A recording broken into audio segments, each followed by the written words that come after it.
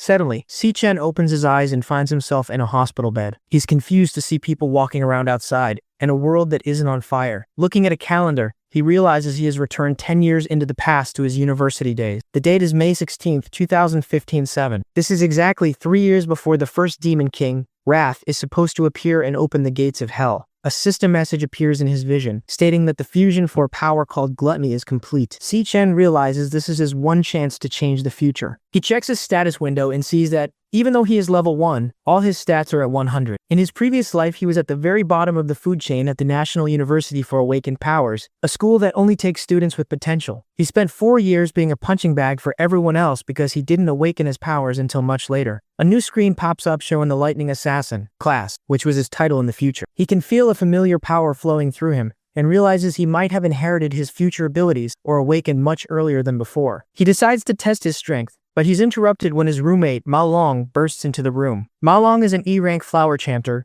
who was also at the bottom of the school's hierarchy. In the original timeline, he was killed just 3 days into the Demon King's rampage. Seeing his friend alive and breathing makes the reality of his return finally sink in for Si-Chen. Ma Long is shocked to see that Si-Chen's injuries from a beating he took the previous day have completely vanished. Since Ma Long can't see the system screens, he still thinks Si-Chen is unawakened. He reminds Si-Chen that the school's ranking test is tomorrow, and it's a requirement for graduation. Ma Long drags him out of the hospital, insisting they need to go back and prepare for the exam. Walking through the campus, Si-Chen can't help but stare at all the students. After living through a world of constant death and ruin, seeing so many living people in one place, it just feels surreal. Ma Long thinks he's losing his mind, but Si-Chen? Oh, he's already focused on the future. He knows that if he doesn't act now, the same hopeless timeline will just repeat itself. To change things, he needs to rank up as fast as possible. And in this era, the only way to do that is by clearing dungeons and killing monsters. But the major guilds, they have a monopoly on almost every site. Without a guild, a normal person has 0 chance of getting stronger. He looks back at his status screen. He's still level 1, but having 100 in every stat, that's unheard of. The government, they use a ranking system from S to E to categorize everyone's power. Most students remain E rank their entire lives, and only those with talent or connections ever reach D rank. Si-Chen knows that based on his past experience, he's already far beyond a typical student. Just as he's thinking this, a basketball flies out of nowhere and slams into Ma Long's face, knocking him to the ground. A group of bullies, they're sitting on the nearby steps, and they start laughing at them. The leader, he mocks them for recovering from yesterday's beating so quickly, and demands they go buy 2 cases of drinks for his team. Ma Long is instantly terrified and starts apologizing, offering to go to the store right away to avoid more trouble. Si-Chen stops him, telling his friend that he isn't the one who should be apologizing. Looking at the leader Si-Chen, he starts to remember exactly who this guy is. Memories of their previous encounters flood back, you know? He recalls a time when these same guys, they dragged him into a restroom, held his head underwater in a sink while Ma Long, poor Ma Long, begged them to stop. The bully, he claimed he was just helping Si-Chen by giving him a nudge to finally awaken his powers. In that memory, Si-Chen eventually passed out from the drowning, and the bullies, they just walked away because they were bored. Seeing that same face now, Si-Chen realizes he's finally in a position to settle the score. As Si-Chen stands there, he thinks about how pure evil isn't something exclusive to the demon realm.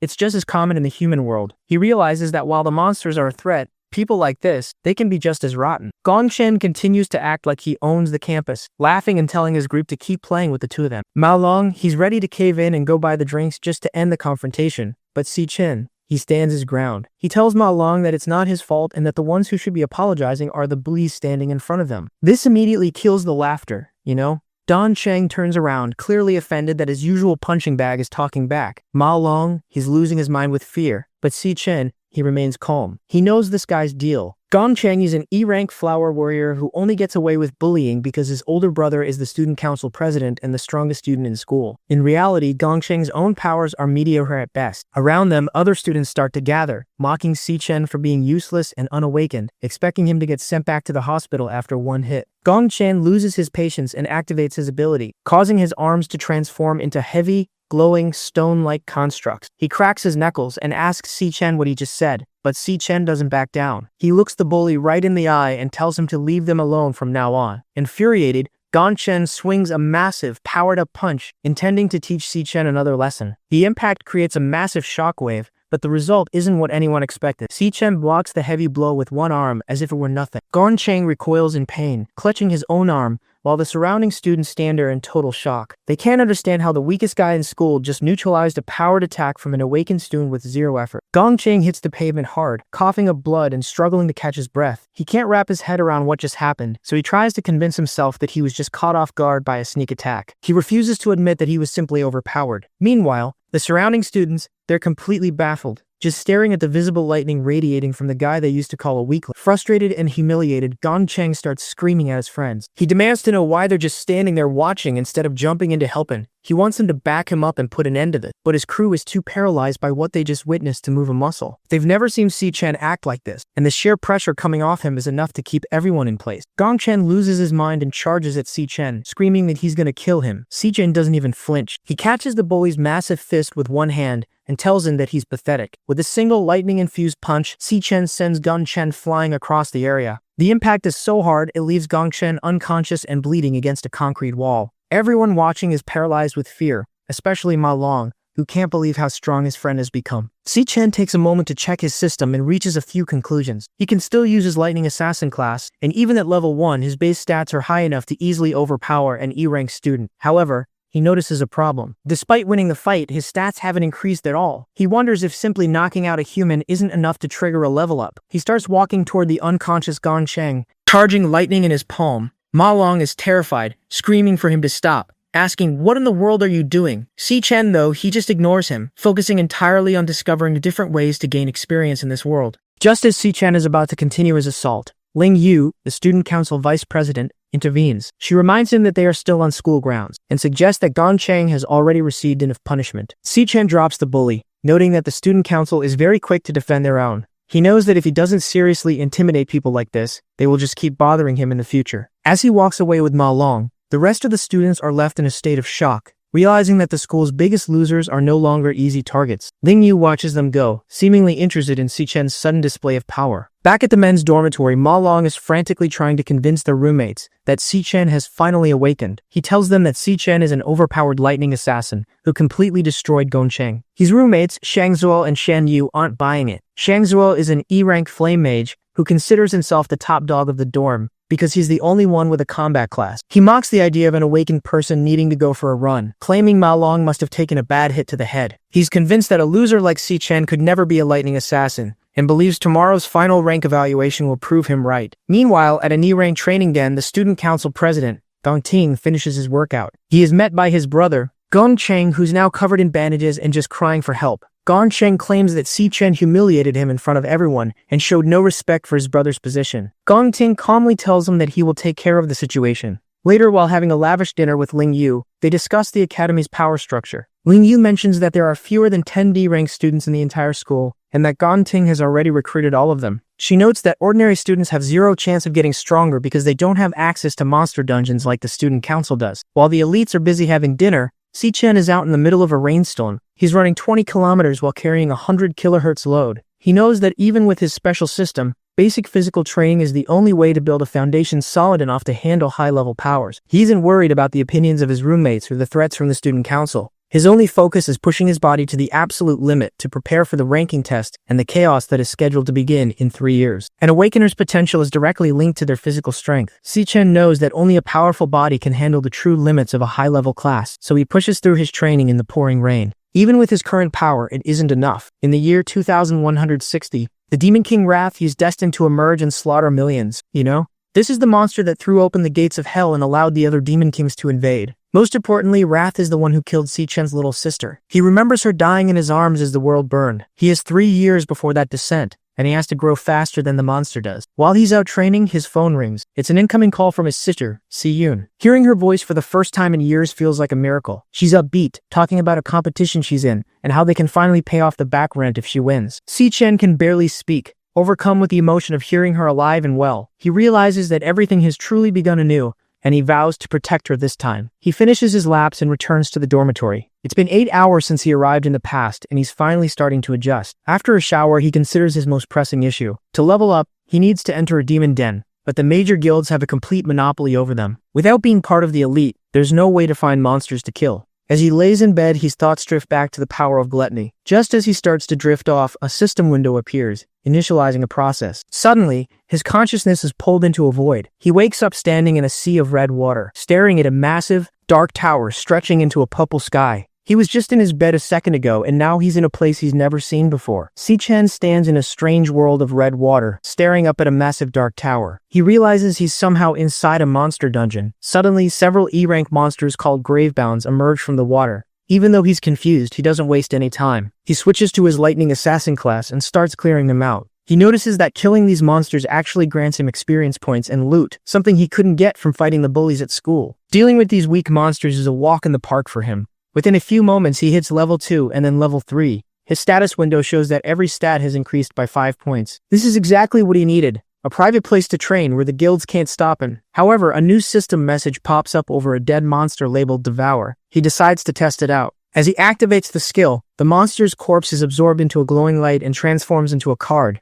This card grants him the new class, Gravehound King, a cloud warrior type. Si-Chen is stunned. The standard rule for everyone in this world is that you can only ever have one class, but thanks to the power of gluttony, the very same ability that belonged to Demon King Lan Yue, Si-Chen can now hold multiple classes at once. The potential is limitless. He could, essentially have an endless number of powers. While he wonders why he was given this specific ability and what the purpose of the tower is, the ground begins to shake violently. A massive rumble echoes through the area, and the air becomes thick with an overwhelming pressure. Something far stronger than the E-rank hounds is about to show itself. A powerful figure emerges from the Tower of Darkness, claiming it has been waiting for Si-Chen for a long time. The system tries to identify the entity, but the name is completely glitched out. The hooded monster calls Si-Chen by name, which catches him off guard. It offers him a choice: stay and guard the tower by its side, or be crushed into oblivion. Si-Chen doesn't hesitate to refuse, stating there is no way he is staying in a hellhole like this. The two begin to trade dozens of blows. Si-Chen realizes that while he is barely at a D-rank level right now, he is facing an S-rank boss. The gap in their stats is overwhelming. However,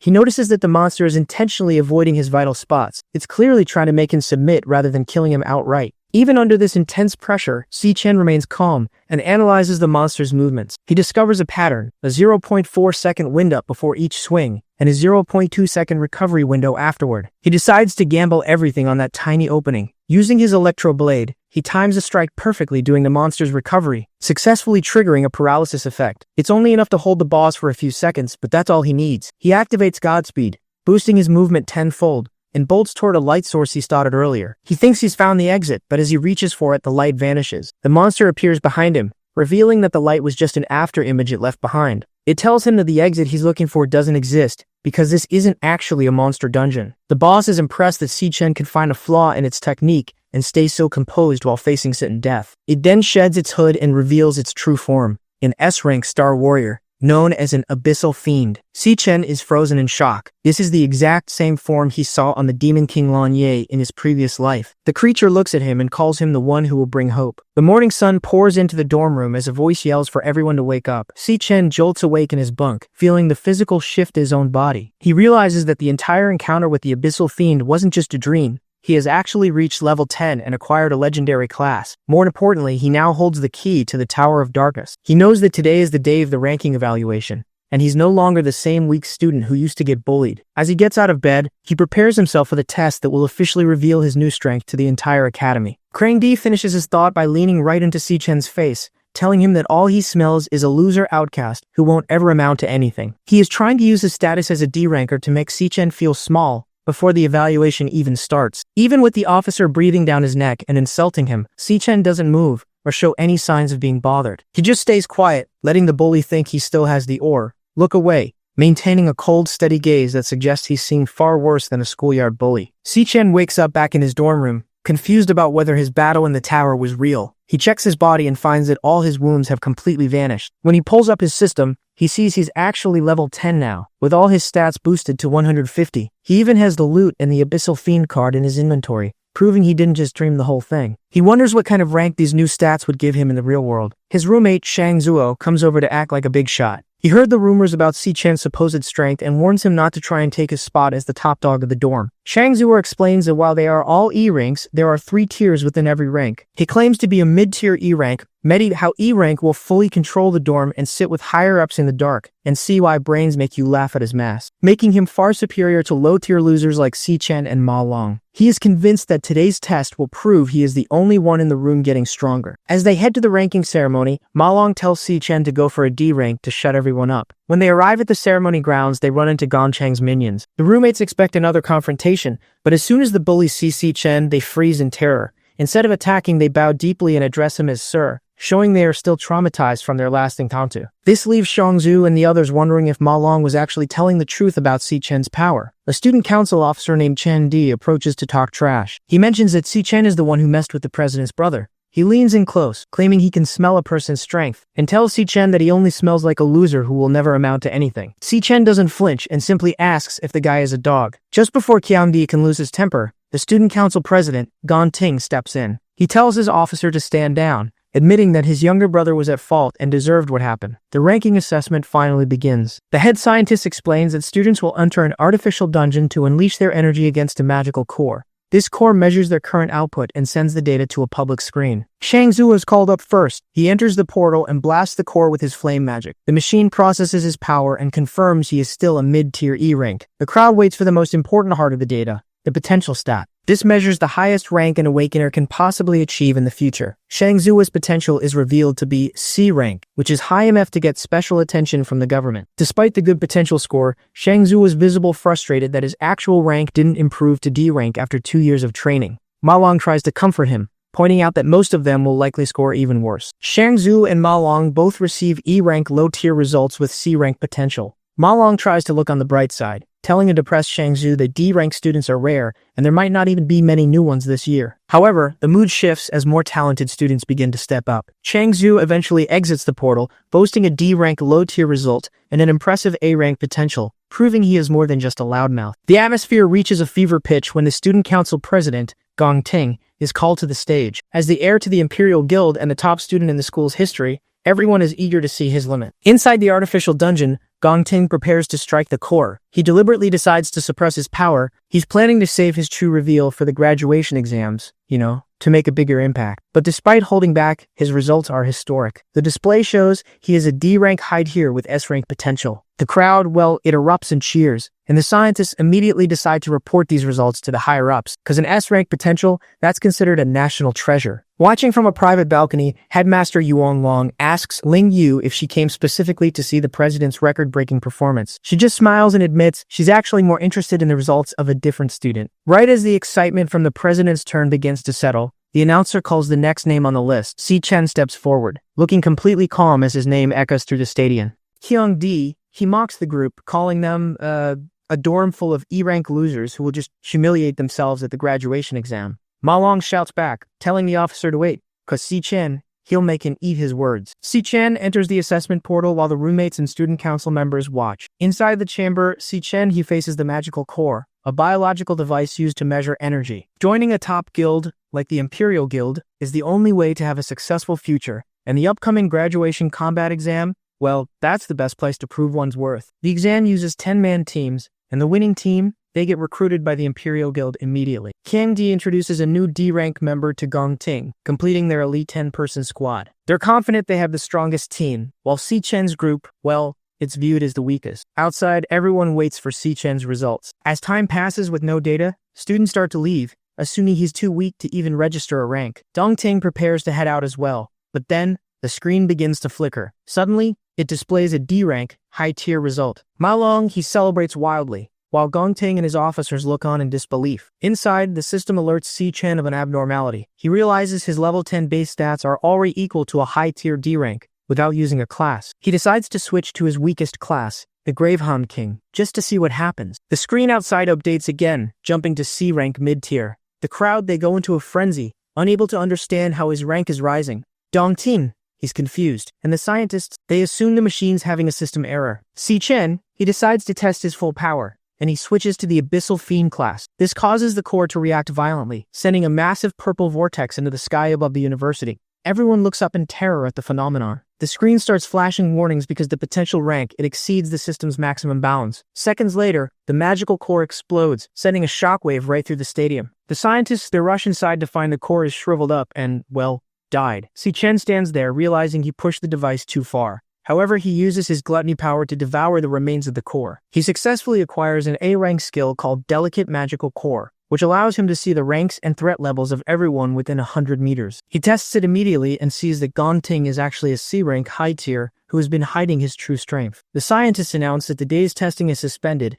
and Si-Chen's data was likely corrupted. As the roommates try to take Si-Chen back to the dorm, Kyung-di blocks their path. He screams at Si-Chen, accusing him of breaking the machine and wasting the student council's time. Si-Chen begins to charge as lightning, thinking about taking the officer out. But Gong Ting, he stops the fight. The president, he tells Cheon-di to be respectful to their new teammate. He offers his hand to Si-Chen, inviting him to join his squad for the graduation combat exam, so they can achieve the highest score in the school's history. Gong Ting, he shocks everyone by personally inviting Si-Chen to join his elite squad. The surrounding students, they can't believe it. And Chang-di is especially bitter. He realizes that if Si-Chen joins, someone will have to be kicked off the team. He can't understand what makes this guy so special, but since the president made the offer, he tries to act fake and welcoming. He puts a hand on Si-Chen's shoulder to welcome him to the team, but Si-Chen immediately slaps his hand away. He bluntly states that he's not interested. Cheong-di and Gong Ting, they're stunned by the total rejection. Si-Chen tells them they're too loud and warns them never to bother him again as he walks away. This sends Cheong-di into a literal fire-breathing rage, while the other students gossip about how much guts it took to reject the student council president. They realize that with a C-rank assessment, Si-Chen must be aiming for first place on his own. Gong Ting keeps his cool,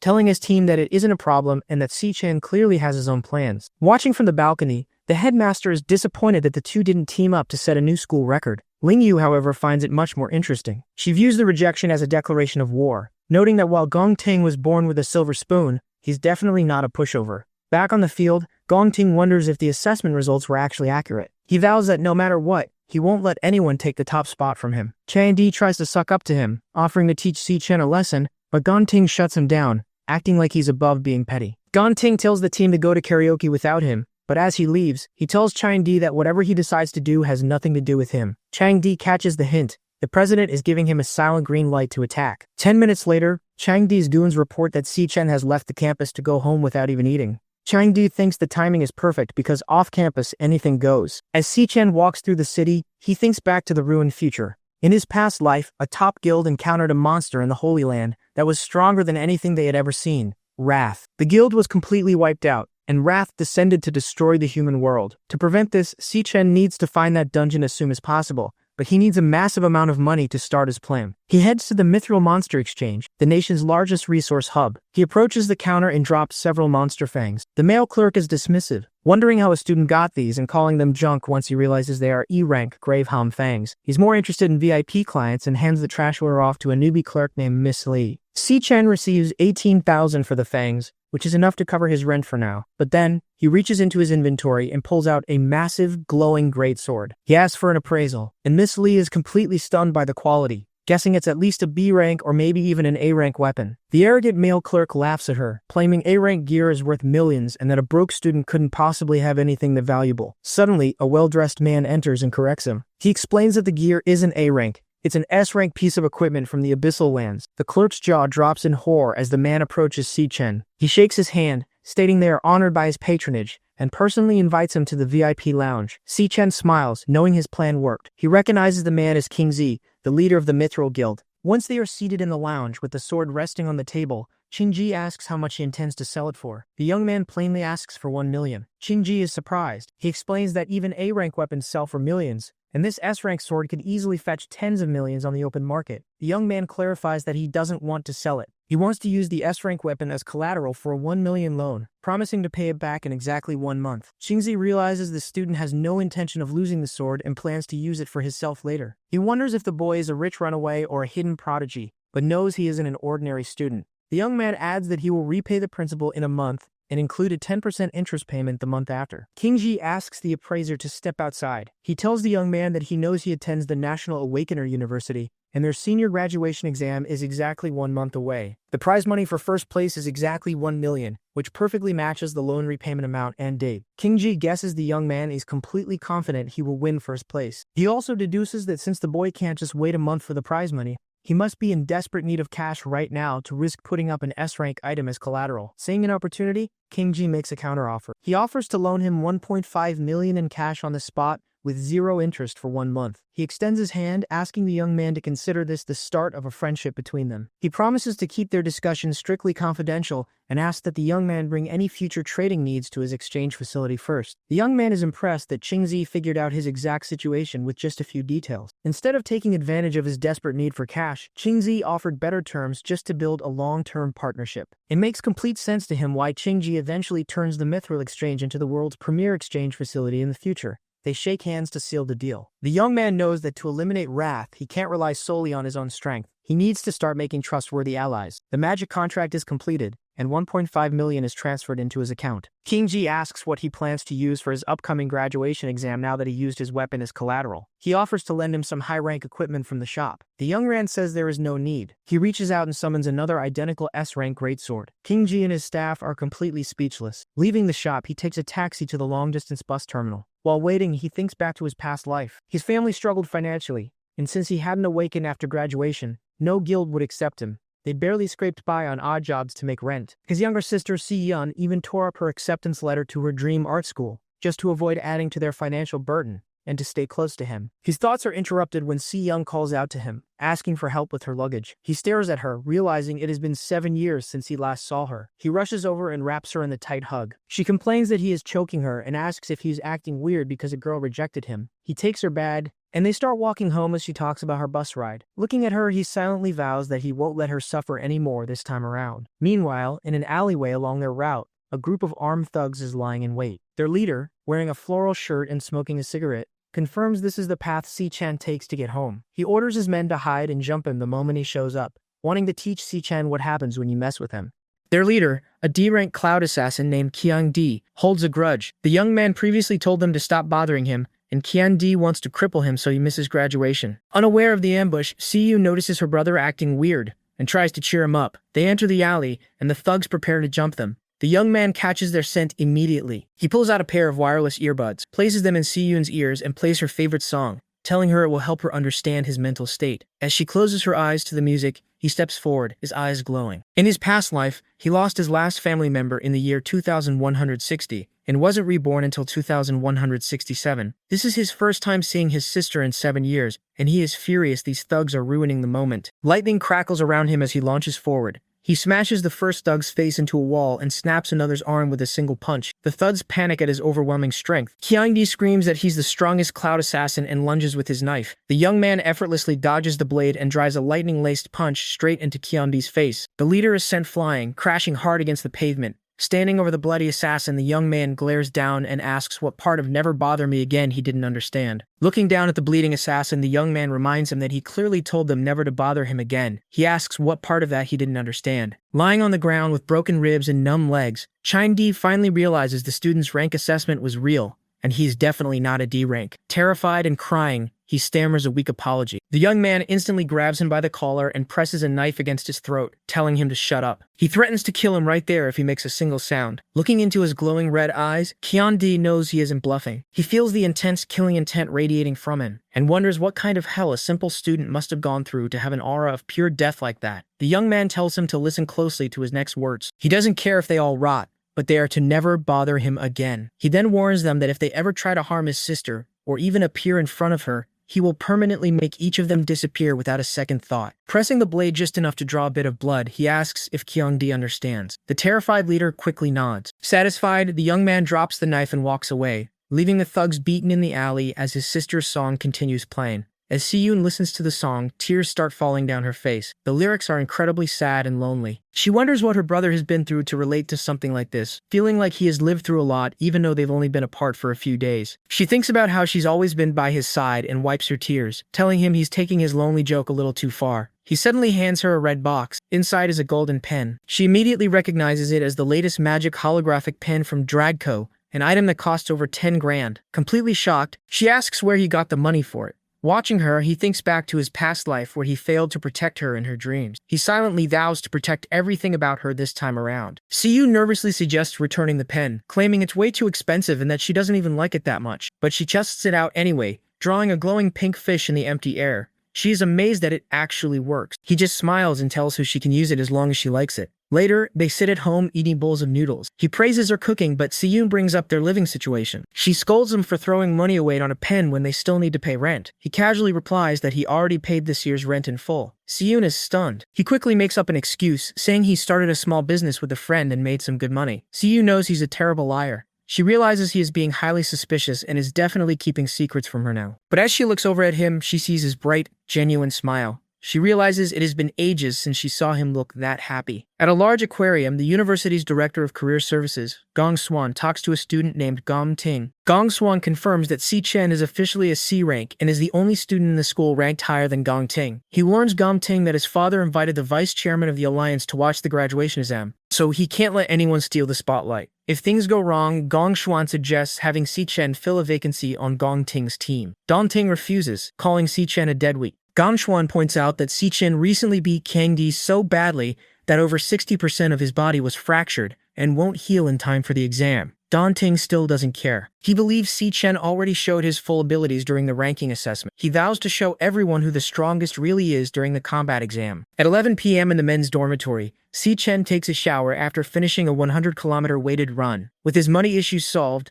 he is ready to focus on his real plan after graduation. His next step is to win the 1 million prize money to pay back his loan from Chinji, knowing he will need him for future deals. Lying in bed, Si Chen notes he has less than a month before the exam and needs to level up a few more times. A loading bar appears in his vision, and the glutton system initiates. Walking up the steps of a massive red tower, he checks his system stats. His weakest class, Gravehound King, is officially assessed as a C rank. His strongest class, Abyssal Fiend, doesn't display a rank because its potential exceeds the system's maximum bounds. While it is an S-rank class, he can't use its full potential yet, and doesn't know exactly how much more power it holds. He also notes that the ranks of his 2 remaining classes are currently unknown. To test his limits, he pulls out an SSR-rank item called the Time Rift Key. The system describes it as the only key capable of unlocking the gates to the Tower of Darkness. He uses the key and the large stone doors rumble open, revealing a swirling purple portal. Wondering what is waiting for him inside, he steps through the vortex. As he arrives, he looks around in surprise, trying to make sense of his new surroundings. He steps out into the fallen star wastes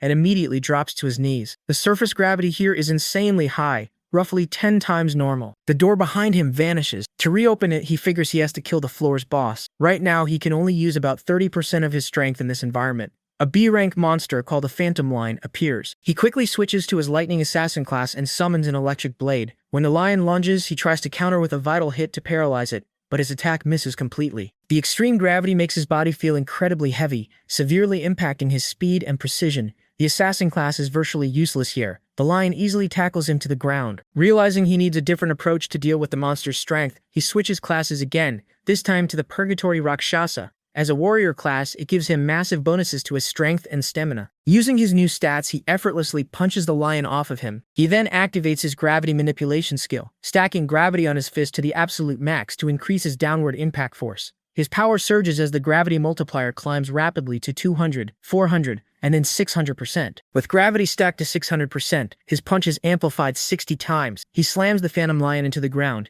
destroying it. He catches his breath as the system awards him 12,000 XP, bringing him to level 11. Checking his stats, he notes that every star on a class card represents a stat multiplier. His Purgatory Rakshasa class has 11 stars, providing a higher overall amplification than his 9-star Lightning Assassin class. Still, it took everything he had just to beat a single B-rank monster, meaning neither class has broken past the B-rank limit yet. He then notices the system didn't give him a Devourer prompt for the lion, and the exit gate hasn't appeared. Looking up, a large black portal opens in the sky. Glowing eyes appear inside the void. He realizes the real 4 boss hasn't even shown up yet. Several more Phantom Lions jump out of the portal. The monster he just used all his strength to kill was just a basic mob. The lions lunge at him, slashing across his chest. As they attack, he finally understands the Purgatory Rakshasa's warning. The open door brings endless pain, but he has to endure and conquer it all. Suddenly, Si Chen gasps and sits up in bed, waking up from the simulation in a cold sweat. Si Chen wakes up in a cold sweat in his dorm room. The feeling of his muscles tearing and skin separating from the bone in the simulation felt completely real. He knows there are no shortcuts to getting stronger, and his arduous path through purgatory has just begun. Later that week, the students gather in the grand auditorium for the graduation combat assessment team formation. The students talk among themselves about the new rules. Since higher-ups from the Guild Alliance are coming to watch the exam live, Every team is now required to have at least 5 members, and at least one must be a high E rank or above. Gong Swan announces that everyone's rank information has been sent to their wristbands so they can start forming their teams. As the students check their holographic lists, they notice something wrong with Si Chen's stats. The system shows him as a low E rank. They are confused since he previously tested as a C rank, and they quickly assume his demon heart really was broken back then, causing his rank to drop. Seeing this, the other students immediately lose interest in teaming up with him, not wanting to carry a deadweight during such an important graduation exam. Gong Ting and his friends just laugh, mocking Si Chen for rejecting Gong Ting's team invitation earlier and assuming he must be regretting it now. Watching from the front desk, Gong Swan looks at his nephew. He thinks about how Gong Ting is just so disappointing, not knowing how to truly utilize power and human nature. He decides to teach his nephew a lesson by using his administrative authority to isolate Si Chen, making sure his opponents won't even have the qualifications to compete. Students are told to form teams for their upcoming graduation exam. Everyone rushes to join the student council president, Gong Ting, because being on his team practically guarantees a good career. Meanwhile, Si Chen and his roommates are struggling. To even enter the exam, they need a 5-person team with at least one high-tier E rank member. Currently, they only have 4 people. Si Chen's rank has been listed as low-tier E rank, putting him at the very bottom of the school. He knows the graduation scores based on performance in a monster dungeon where the number of enemies scales with team size. Having more teammates doesn't automatically mean a better score. Quality matters more. Si Chen suspects the director of career services, Gong Swan, tampered with his records. Gong Swan shares a name with the president and likely lowered Si Chen's rank so no one would want to team up with him. One of their roommates, Shang Zuo, is a mid-tier E rank. Another group tries to recruit him, calling the rest of the dorm trash. Shang Zuo refuses to abandon his friends, even if it means missing the exam. Si Chen realizes they're being targeted and decides to take matters into his own hands. A system notification appears, confirming a class change is complete. Awe surges through him as his appearance shifts. He decides to take advantage of the university's tradition that allows 1v1 challenges at any time. His plan is simple: defeat Gong Ting in front of everyone to prove his strength. Once he shows his true power, he expects high-ranking students will want to join his team. Just as he prepares to make his move, a girl enters the room. She achieved D rank back in middle school and asks to join their team, promising she won't be a burden. The girl, Ling Yu, wants to join Si Chen's team, but the director of career services, Gong Swan, tries to stop her. He claims that as an exchange student she's ineligible and lacks an official rank assessment. Just then, the principal arrives, surprising everyone with what looks like teleportation. Si Chen can't even see his or Ling Yu's ranks. The principal tells Ling Yu it's better if she stays out of this, but then starts talking about the school's duty to its students. Fearing the principal knows about his rule tampering, Gong Swan quickly changes his tune. He declares that any team can join, even if they have fewer than 5 members or low ranks. Si Chen's roommates are thrilled. They form their team and name Si Chen as the captain. The principal watches with interest, wondering how this underdog group will perform compared to Gong Ting's elite squad. As captains start picking dungeons, Si Chen doesn't hesitate. He submits his choice immediately, catching everyone off guard. The entire room erupts in shock. His roommates are in a complete panic, screaming at him to undo the selection. They can't believe he chose such a dangerous dungeon, but Si Chen just stares ahead, completely unfazed. The graduation battle examination marks the first time students form teams to enter a real dungeon. They earn credit by defeating mobs and monster wards. The scoring system is straightforward. 10 points for a full clear, 20 points for slaying the boss, and another 20 for finishing within an hour. Different dungeon ranks have different multipliers. An F-rank dungeon offers a max score of 75 points, while an E rank offers 100. The rewards are life-changing. Every member of the highest scoring team gets an offer from the Imperial Guild. The class MVP is appointed to a management position within that guild and receives a prize of 1 million yuan. Historically, the highest score ever recorded was 90 points, set by a genius who now leads the Imperial Guild. In the lecture hall, students discuss their strategies. An E-rank dungeon is considered very tough, requiring at least 3 D-rank students to even stand a chance. Most expect Gong Ting's talented team to be the ones to challenge the all-time high record. Suddenly, a notification pings. A team has already submitted their choice. It's Si Chen's team, and they selected a D-rank dungeon. The room falls into a state of shock. No student has ever beaten a D-rank dungeon before. Si Chen's teammates are losing their minds, asking if he's gone crazy or just pressed the wrong button. Si Chen remains completely calm, simply stating that he has thought this through. Moments later, another notification sounds. Gong Ting's team has also selected a D-rank dungeon,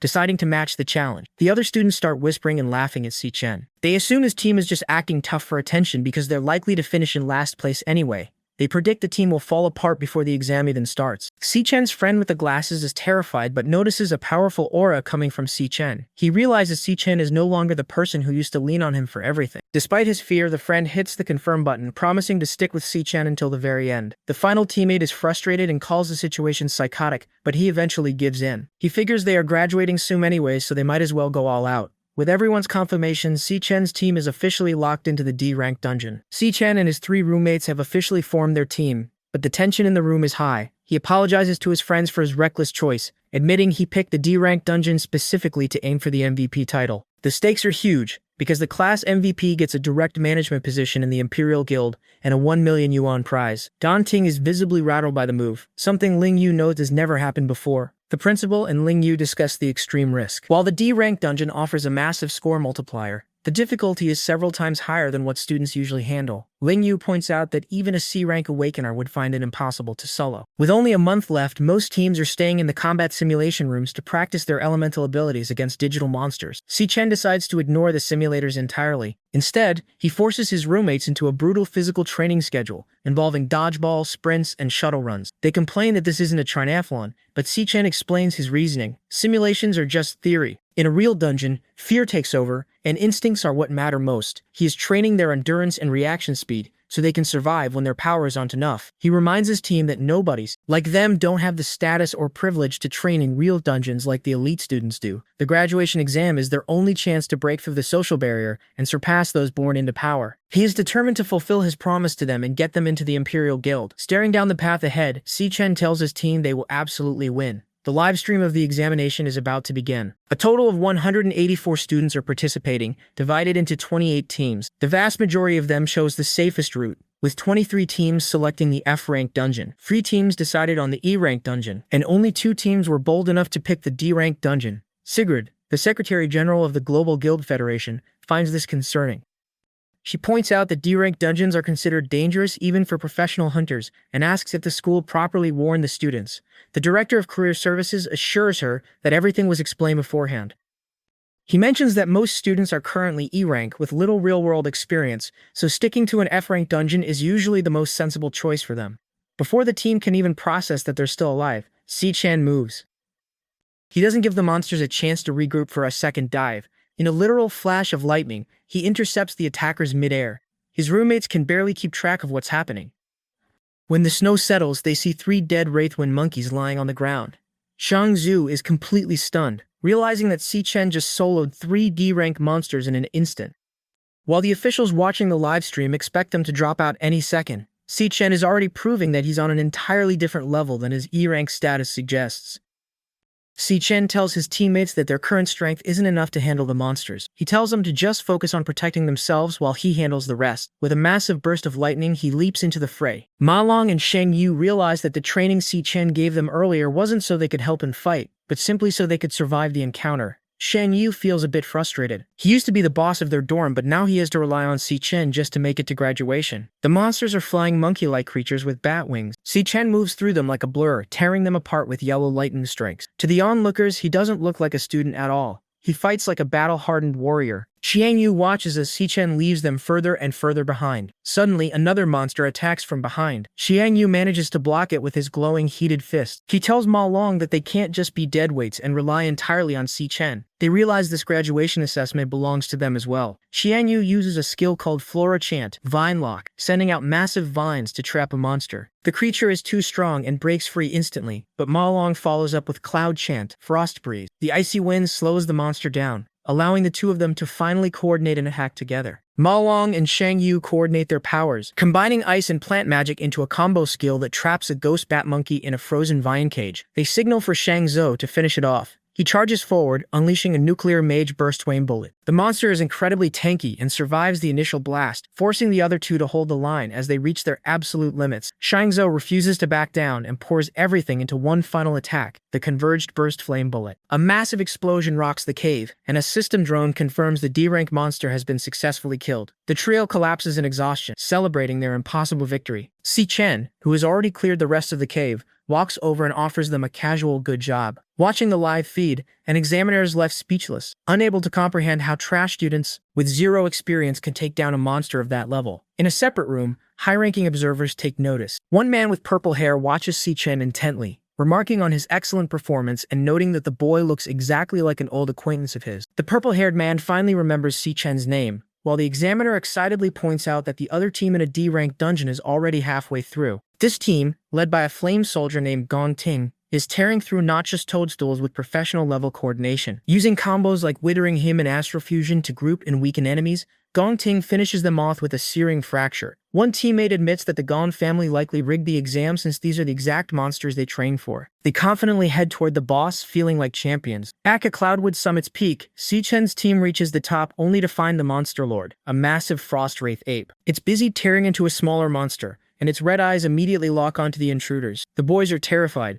convinced one slap from that thing will kill them 10 times over. The giant beast lets out a roar and charges straight at them. While his teammates scream and scramble away in a panic, Si Chen remains perfectly still. He waits for the monster to get within range before exploding with yellow lightning. In a blur of speed, he leaps up and delivers a devastating kick straight to the ape's face. The impact is so powerful it sends a massive shockwave through the air, instantly crushing the creature's skull. Ma Long is the only one left conscious, shivering uncontrollably on the ground. Behind him, Si Chen and Shan Yu have been completely encased in massive pillars of ice. He realizes that if he were in a cloud class with a natural resistance to cold, he would have been frozen solid along with them. Just as he's trying to catch his breath, a sinister laughter echoes through the area. A massive skeletal figure towers over him, radiating an aura of absolute frost. This is the true lord of the dungeon, a terrifying ice monarch with a glowing blue core and a frozen crown. It looks down at the helpless Ma Long, laughing as if it's found its next toy. Ma Long pours everything into his perfect origin skill, desperately trying to thaw Si Chen. The Lich King doesn't just stand there. It launches more ice attacks to finish him off, but Ma Long doesn't stop. He screams through the pain,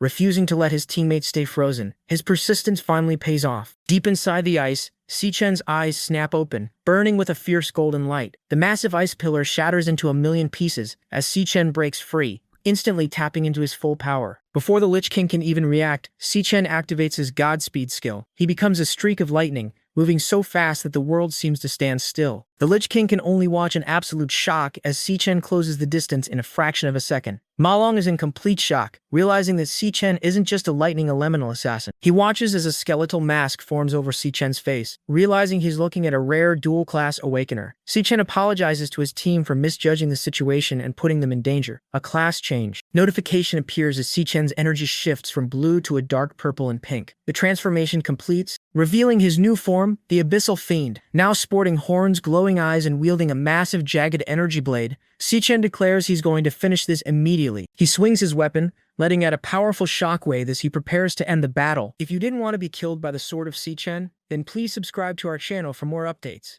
Now, move to our story. Si Chen apologizes for misjudging the situation and putting the three of them in danger. A system window appears, loading a class change. He clenches his fist, declaring that the danger ends now. The system confirms your class change is complete, shifting him to a level 16 Abyssal Fiend. He summons a massive, glowing, jagged sword and says he will finish this right away. The guy in glasses watches in shock. Normally, Awakeners can only get one class. There is a 1 in 10 million chance for someone to awaken two, making them an extremely rare dual classer. There are less than 10 of them in the world, and every guild fights to recruit them. But as the glasses guy looks on, he realizes Si Chen doesn't just have two. He's seen him use lightning, then ice, and now this dark energy. Si Chen actually has 3 classes. System notifications pop up, showing Si Chen's strength and stamina maxing out. He charges forward and unleashes a heavy slash. The glasses guy feels the shockwave and notices the monster's crushing aura is completely suppressed under Si Chen's attack. The giant skeleton screams. Si Chen's system activates triple calamity overload mode. He strikes the monster and completely shatters its skull. Si Chen lands smoothly.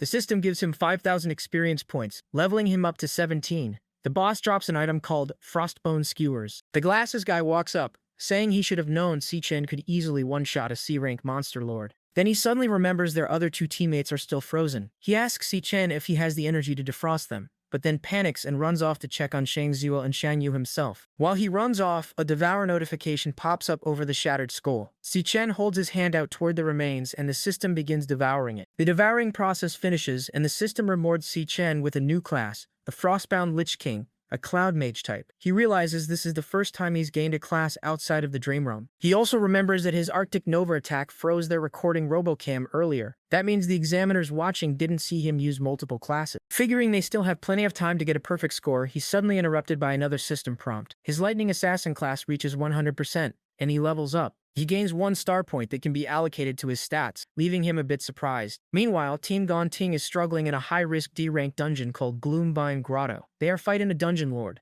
a giant man-eater plant. One teammate tries to hold the beast back with glowing purple chains while an archer shoots lightning arrows at it. The archer complains that the monster is too tanky and his attacks aren't doing any damage. The giant plant easily breaks free from the chains and swats the team away. Panicking, they realize they never faced anything this strong in training, and put all their hopes on Gongting. Gongting stands back while 3 of his teammates cast magic circles to buff him. Once his stamina, strength, and elemental power max out, he declares he has enough power. Covered in flames, he dashes at the monster and leaps high into the air. He brings his flaming sword down, telling the beast to split. Using his Flame Soldier class skill, Sorrow Blade Burst, he unleashes a massive fiery explosion that completely wipes out the boss. His teammates cheer, calling him a legend as the Robocam announces their successful clear. They finished the D-rank dungeon in just 35 minutes. Because they cleared it in under an hour with a 3x difficulty multiplier, they earn a perfect score of 150 points. The team celebrates setting a brand new school record, while Gongting calmly sheaths his sword. Back in the waiting room, a few guys assume anyone returning this early must be trash who forfeited, since even a basic F-rank dungeon takes at least an hour. Seeing Si Chen and his teammates resting nearby,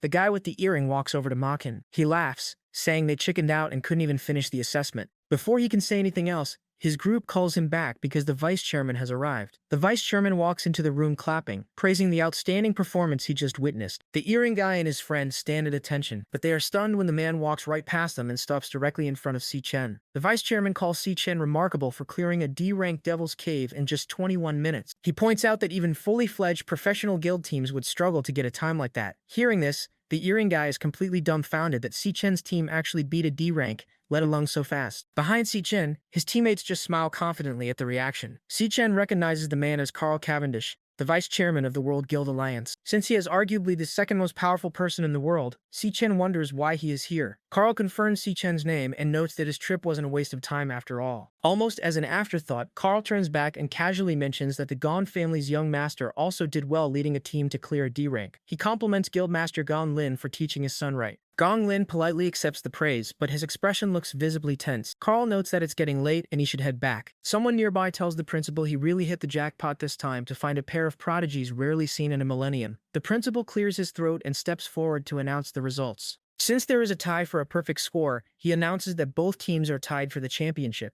Everyone on both teams is eligible to join the Empire Guild. Si Chen's team erupts in cheers. The guys yell that they made it into the Empire Guild, hugging Si Chen and screaming that they are set for life right out of graduation. Meanwhile, Gongting just watches quietly. The principal then adds that Captains Gongting and Si Chen will both be granted core management positions within the Empire Guild, and they will split the 1 million MVP prize money equally. Dumting glares at Si Chen upon hearing this. Si Chen suddenly realizes that means he only gets 500,000. He promised to pay Qingji back 1 million within a month. He starts thinking he will have to find a way to earn another 500,000 as quickly as possible. Before he can figure it out, Gongting steps up and declares there can only be one champion. He points right at Si Chen and demands a one-on-one tiebreaker with him. The principal and the crowd are shocked by the challenge. The principal tries to talk Gongting down, saying the assessment is already over and a tie for first place is a perfect outcome. He also whispers that Si Chen would never agree to an extra match. But Si Chen immediately turns around and asks that if he wins, does he get to keep the entire 1 million? The principal practically chokes on his own spit.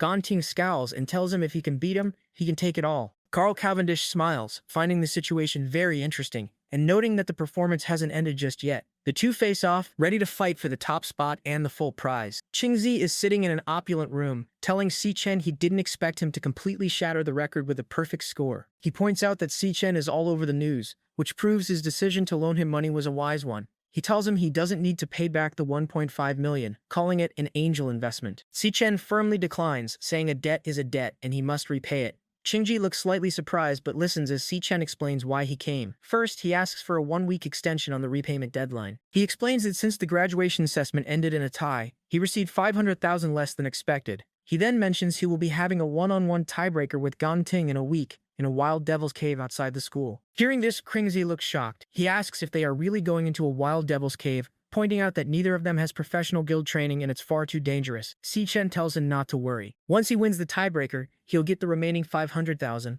and will give Qingzi all the materials he gets from the cave as interest for the extension. Qingzi thinks to himself that Si Chen wasn't show any fear about the danger. Instead, he's only focused on his debt and interest. He takes a sip of water, noting that Si Chen truly is extraordinary. Then Si Chen mentions he has another, more important reason for coming today. At Qingshui Middle School, The final exams have just finished. A girl named Xiao Yun stretches and cheers that summer vacation is starting. She looks at her phone lock screen, which is a picture of her and Si Chen. She realizes today is his graduation assessment. 4 years ago, Si Chen showed her his admission letter to the National Awakener University. He was thrilled that they detected elemental potential in him. Xiao Yun asked if he would become an awakener just like their parents. He promised that he would join a top guild, make tons of money for them, and maybe even uncover the truth behind their parents' disappearance. She told him he was amazing and would definitely become a great awakener. But as time went on, Si Chen never awakened. He worked harder than anyone else after getting into the university, but in the end, he was the only one who failed. Xia Yun thinks about how lonely he must have felt watching everyone else awaken while he didn't, but he never showed it to her. Her friend runs up to her, excitedly asking if she heard the news. She says the National Awakener University produced 2 genius graduates this year, who both led their teams to perfect scores. They even got praised by the vice chairman of the Guild Alliance. The friend says it's all over the news and then remembers that Xiao Yung's brother goes to that school. Xiao Yung looks down a bit sadly. Suddenly, a voice calls out to her. A guy with pink hair steps forward, saying good afternoon to Xiao Yung.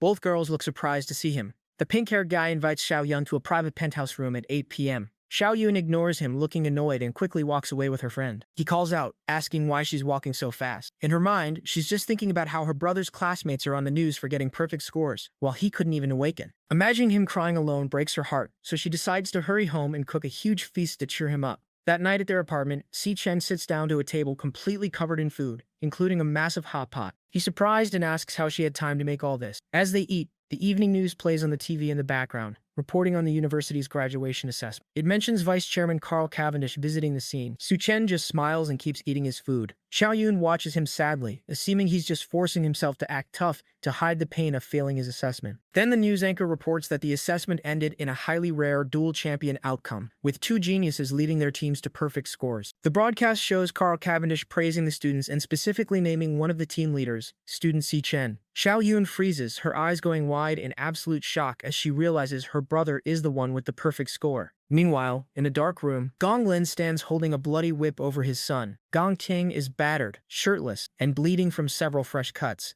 His father scolds him, saying he set up the stage and invited the audience, yet Gong Ting still botched the performance. He didn't win, and instead lost to some no-name brat. Dong Lin tells his son that from now on, he doesn't get to make his own decisions. He has already arranged everything for the combat tiebreaker in a week. Since Gong Ting couldn't get it done himself, his father is going to do it for him, by any means necessary, declaring that first place can only belong to the Gon family. The news broadcasts a report about the National Awakener University combat exam. 2 students led their teams to a perfect score. Vice Chairman Cavendish is on TV praising the results and giving special recognition to one student in particular, Si Chan. Watching the broadcast, a girl with braided hair freezes. She turns to the guy and asks if the Si Chan they just mentioned is him. Casually eating his meal at the table, Si Chan simply says yes and asks what about it. His sister drops her spoon in shock. She starts crying tears of joy, completely stunned that her own flesh and blood actually managed to pull off a perfect score. Si Chan just stares back at her calmly. Meanwhile, Vice Chairman Cavendish is enjoying premium Wagyu beef at a high-end restaurant. He asks his subordinate, Kite, for her report. She slides a top-secret file labeled The Glutton across the table. She reports that for the past year, the target hasn't left a single footprint behind. Cavendish figures it might already know they are watching and tells her to eat. But Kite brings up one more thing. She mentions someone suspicious who recently crossed paths with the vice chairman. She notes that the speed at which this person's abilities are growing is way too off the charts to ignore. At the same time, Si Chan is standing in a starry, rocky landscape. He is currently a level 17 lightning assassin. For the past 2 weeks, he has been grinding on the first floor of Dreadspire, nearly wiping out every monster there. He is fully adapted to fighting in a 10 times gravity environment. After his graduation exam, his lightning assassin class earned 1 star. He figures out that repeatedly hammering the same class raises its proficiency. He currently has 4 different classes, and none of them have hit their ceiling yet. He drops the newly obtained star directly into his most critical stat, speed. His speed stat reaches 740, which should put him at the level of an A-rank assassin. Despite that massive boost, he looks up at a giant glowing purple lion resting on a cliff. Even with his current speed, he still can't land a single hit on the floor's overlord. 2 glowing panthers then growl and charge directly at him. Si Chan uses his lightning assassin skill, Felicity God, and dashes forward covered in lightning. He realizes the Lion King Overlord has a weird ability. Every time he finds an opening and goes in for a strike,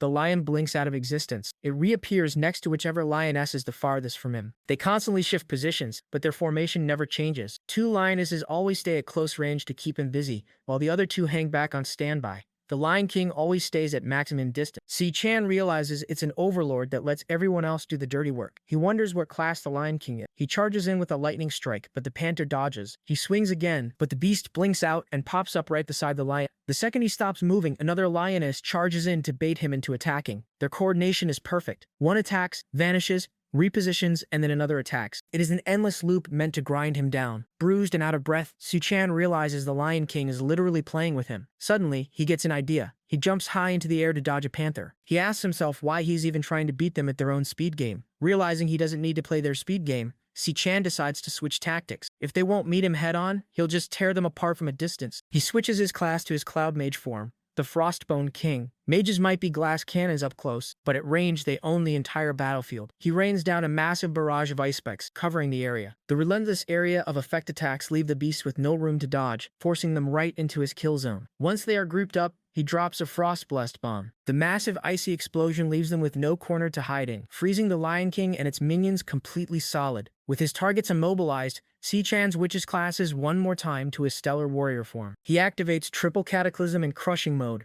and drops down with a massive energy blade, shattering the frozen beasts to pieces. He declares the fight on the first floor of the Dread Spire officially over. As the icy dust settles, the system announces his victory. He levels up to 24 and receives his loot, 4 Phantom Strahd bones and 1 Phantom Strahd heart. Just then, a glowing red system prompt appears over the monster's remains, stating that they can be devoured. He reaches out and absorbs its energy to find out its exact class. It turns out the boss was a Stellar Tamer. Its own stats were weak, which is why it hid behind its contracted beast the entire time. Si-chan reviews the class skills. The teleportation ability, Stellar Warp, is genuinely good. The Force Beast Contracting, Stellar Pact, is interesting but relies on intimidation, meaning he'll have to go in pretty hard to tame a beast. Subtly, the illusion fades. The starry landscape vanishes, revealing an absolute wasteland of sand and giant bones. This is what the first floor of the Dread Spire actually looks like. A fiery portal to the second floor opens up in the distance. As Si-chan walks toward it, he hears a faint growl. He looks inside a massive skeletic ribcage and finds a tiny white lion cub trapped in glowing purple chains. He realizes this little guy didn't vanish when the Lion King died, meaning it wasn't a contracted beast. The Phantomane Lion King must have locked it up here. Si-chan uses his lightning to shatter the chains, freeing the cub. He tells the little guy that this wasteland was its home, and gives it back its freedom. Knowing exactly what it feels like to be trapped, Si-chan tells the cub to stay alive and keep going. He turns around to head down to the next floor. Just then, a system notification buzzes. A beast contract request is incoming. Because the little lion initiated the request itself, the recruitment success rate is a guaranteed 100%. And it unlocks 2 new passive skills. The first passive allows Si-chan to boost the contracted beast stats, and any experience the beast earns is returned to him in equal measure. The second passive gives him access to the beast's live field of vision if it is ever in danger. Si-chan turns around in surprise. The little cub, identified by the system as Lion King Leo, is staring up at him, requesting to enter a contract. The system asks if he accepts. Si-chan looks down at the cub and asks if it really wants to come with him. The little lion eagerly nods with a small roar. Si-chan smiles and accepts the contract. The system confirms the contract is complete and activates his new passive skills. Si-chan smiles and Si-chan. With his new companion happily floating beside him, Si-chan tells Leo it's time to go. They walk toward the fiery portal leading to the second floor. Out of nowhere, a massive red slash tears straight through Si-chan's chest. Si-chan wakes up gasping for air in his own bed, drenched in sweat. He realizes he died right before entering the next floor, and wonders what that sudden red attack was. Still processing his sudden death, his stomach growls, and he decides he just needs some food. He sits at the table eating a bowl of ramen while his sister gets ready to leave for the day. She asks if he has his university interview today,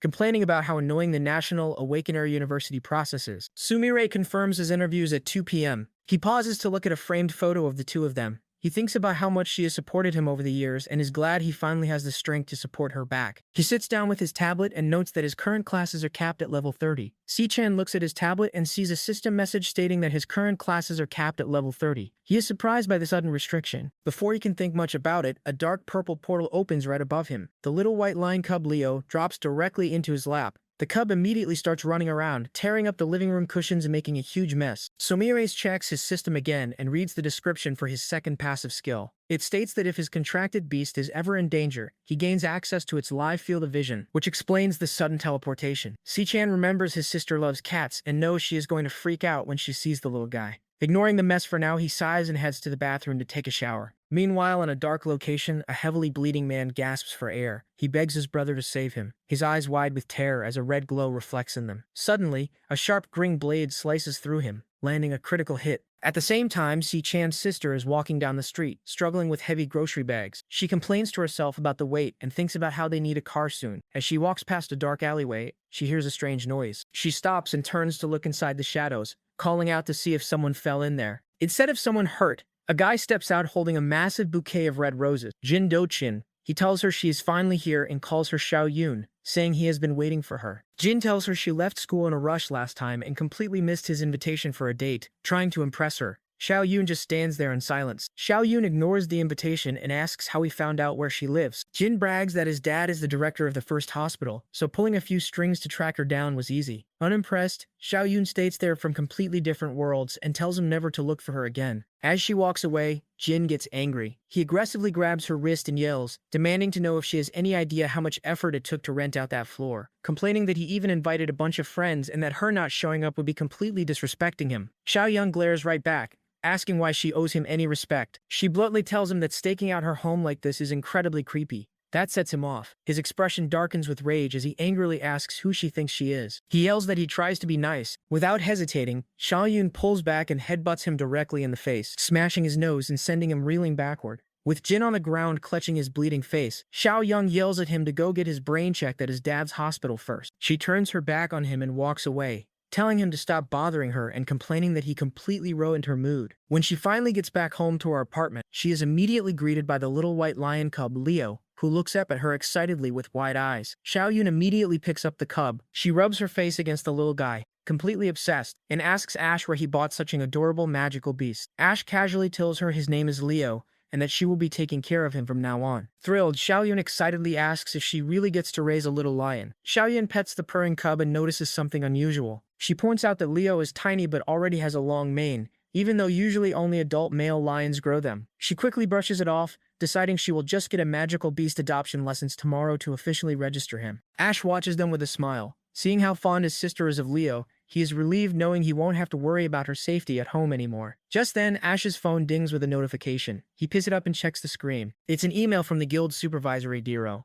The message states that after a rigorous review, a submitted application has officially been approved. Reading the email, Ash smiles, knowing his plan can now proceed smoothly. With his plan in motion, his next goal is set. He just needs to win the tiebreaker 6 days from now. 6 days later, the day of the tiebreaker assessment arrives. Out in the outskirts of Greenlight Forest, an official gathers the two candidates to announce the details. The school board has decided that the test will take place inside the Wild Devil's Cave. According to their equipment surveys, the cave is classified as a D rank zone. The candidates stand ready in front of a glowing green portal located at the base of a massive tree. As agreed, Si-chin and his opponent will take the assessment together inside the same Devil's Cave. Since the inside of a wild cave is completely unknown, the risks are much higher than normal school tests. To handle this, 3 Senior Guild raid team members from the Dongshin Nation have been brought in as examiners. They will follow the two candidates into the cave to protect them and score their performance in real time. One of these examiners is Ivan, a C-rank floor chanter from the Empire Guild. The other 2 examiners are C-rank nuclear shooter from the Divine Eye Guild and Yuta Sato, a C-rank star warrior from the Yinfang Guild. The official reminds the candidates that their final results will be decided entirely by the scores these 3 give. Meanwhile, a man with sunglasses watches the group through a monitor from a remote room. He smirks, thinking to himself that the 3 examiners better do their jobs well and make sure everything is taken care of without leaving a single trace. Elsewhere, a subordinate asks the vice chairman why he is still in the Dongshin Nation when his itinerary ended 2 days ago. Watching Si-chin and Jin Duok-sin on the monitor, the vice chairman simply smiles. He explains that nothing could be more interesting than what is happening right now,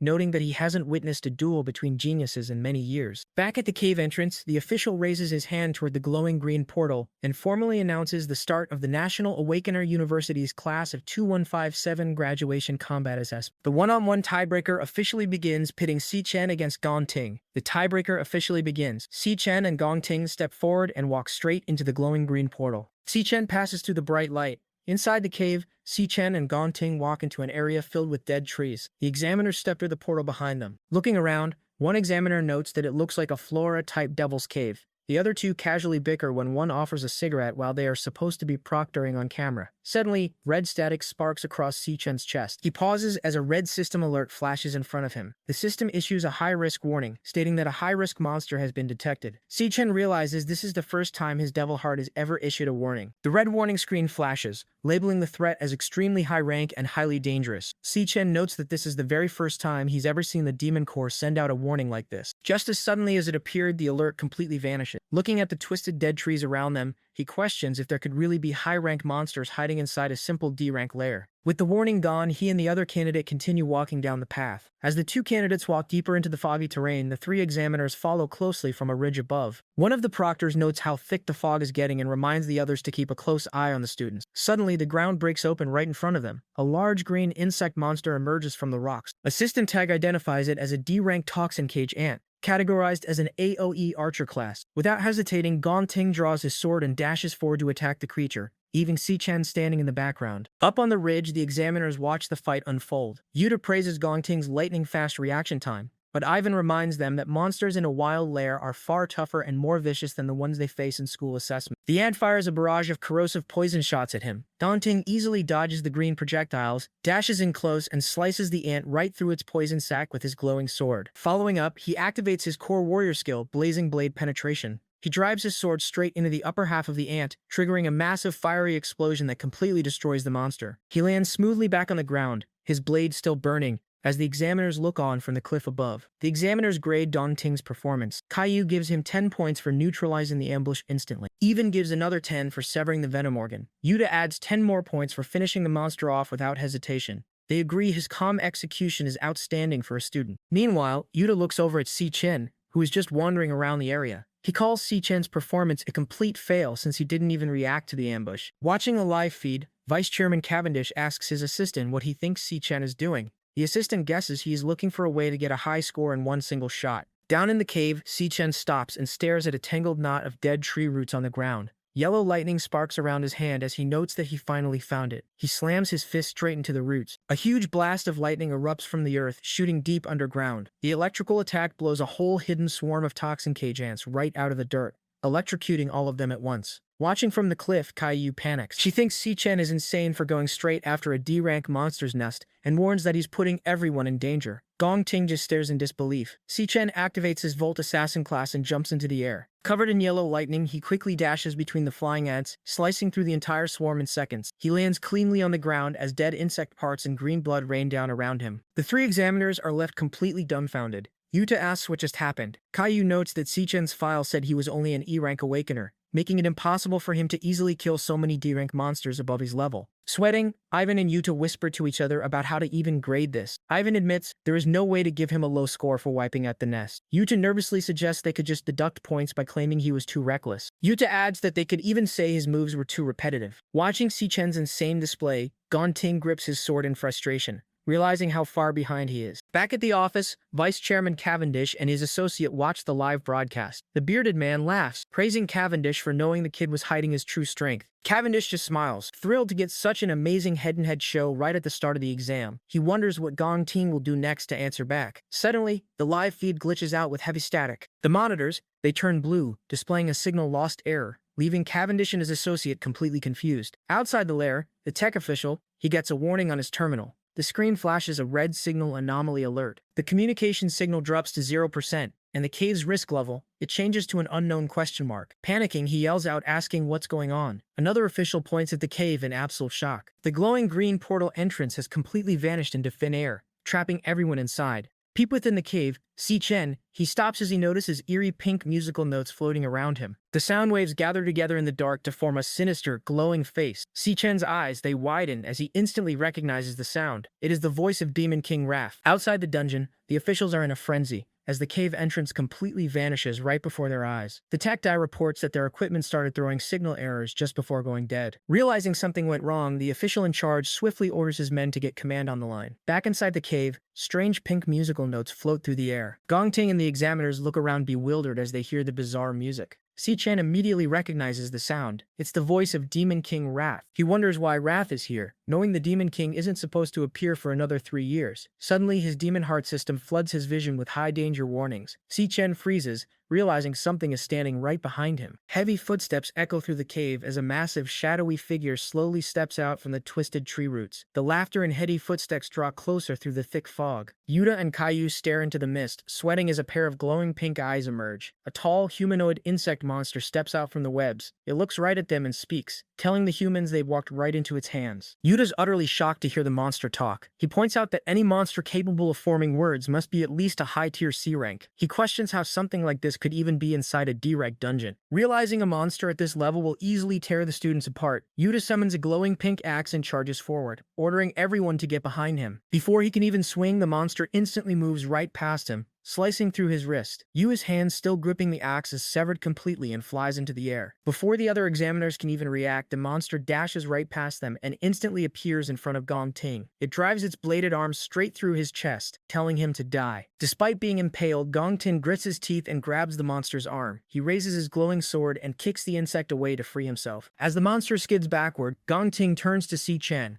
bleeding heavily from the hole in his chest. He declares that since the Overlord drew first blood on him, the kill belongs to him, under the rules of combat priority. He warns Si Chen not to interfere. Si Chen just watches him in silence. He activates his system vision to scan the insect, and a tag pops up revealing that the monster is actually a mid-tier C rank. The system tag over the monster updates, revealing it is actually a high-tier C rank. Caillou yells at Gong Ting that he needs immediate medical treatment. Yvonne rushes forward, strongly recommending they suspend the exam and pull out right now because the monster is completely out of his league. Gong Ting simply says no. His hand ignites with fire. Si Chen watches as Gong Ting presses his burning hand directly against his chest, using the raw heat of his own flames to cauterize the wound. Smoke rises from his flesh as he rejects the examiner's recommendation. He grips his sword, making it burst into flames, and yells that the fight won't end until one of them is down. The monster just stares back at him. Gong Ting leaps into the air, swinging his flaming sword down at the monster. Meanwhile, outside the cave, reinforcements have arrived. Silas Lin, the leader of the Imperial Guild's King Squad, stands in front of the vanished entrance. The monster resets the ward. Robert Brady, he explains that when a dungeon entrance disappears like this, it means there is genuine intelligence operating inside. The monster purposely opens the entrance to lure humans in, then snaps the trap shut. The panicked official asks if there is any way to force the door back open to save the people trapped inside. Silas tells him the only way to make the exit reappear is for someone on the inside to track down and kill the Overlord. The official tries to stay optimistic, assuming that a D-rank lair would only have a C-rank Overlord at worst. Silas quickly shuts that down. He explains that the initial D-rank reading was just a disguise the Overlord used to fake its power level. Based on the recent disappearances of Awakeners they've been investigating, he confirms that the cave they are looking at is actually an extraordinarily dangerous B-rank dungeon. Gong Ting and the monster clash rapidly, green energy blades striking repeatedly against his flaming sword. After a quick exchange, Gong Ting slides backward to dodge. The monster recklessly slams its massive sidearm into the earth, getting the blade stuck deep in the rocky ground. Seeing the monster's guard drop, Gong Ting seizes the opening. He leaps into the air and swings his burning sword down, cleanly decapitating the insect. The monster's severed head hits the ground and rolls away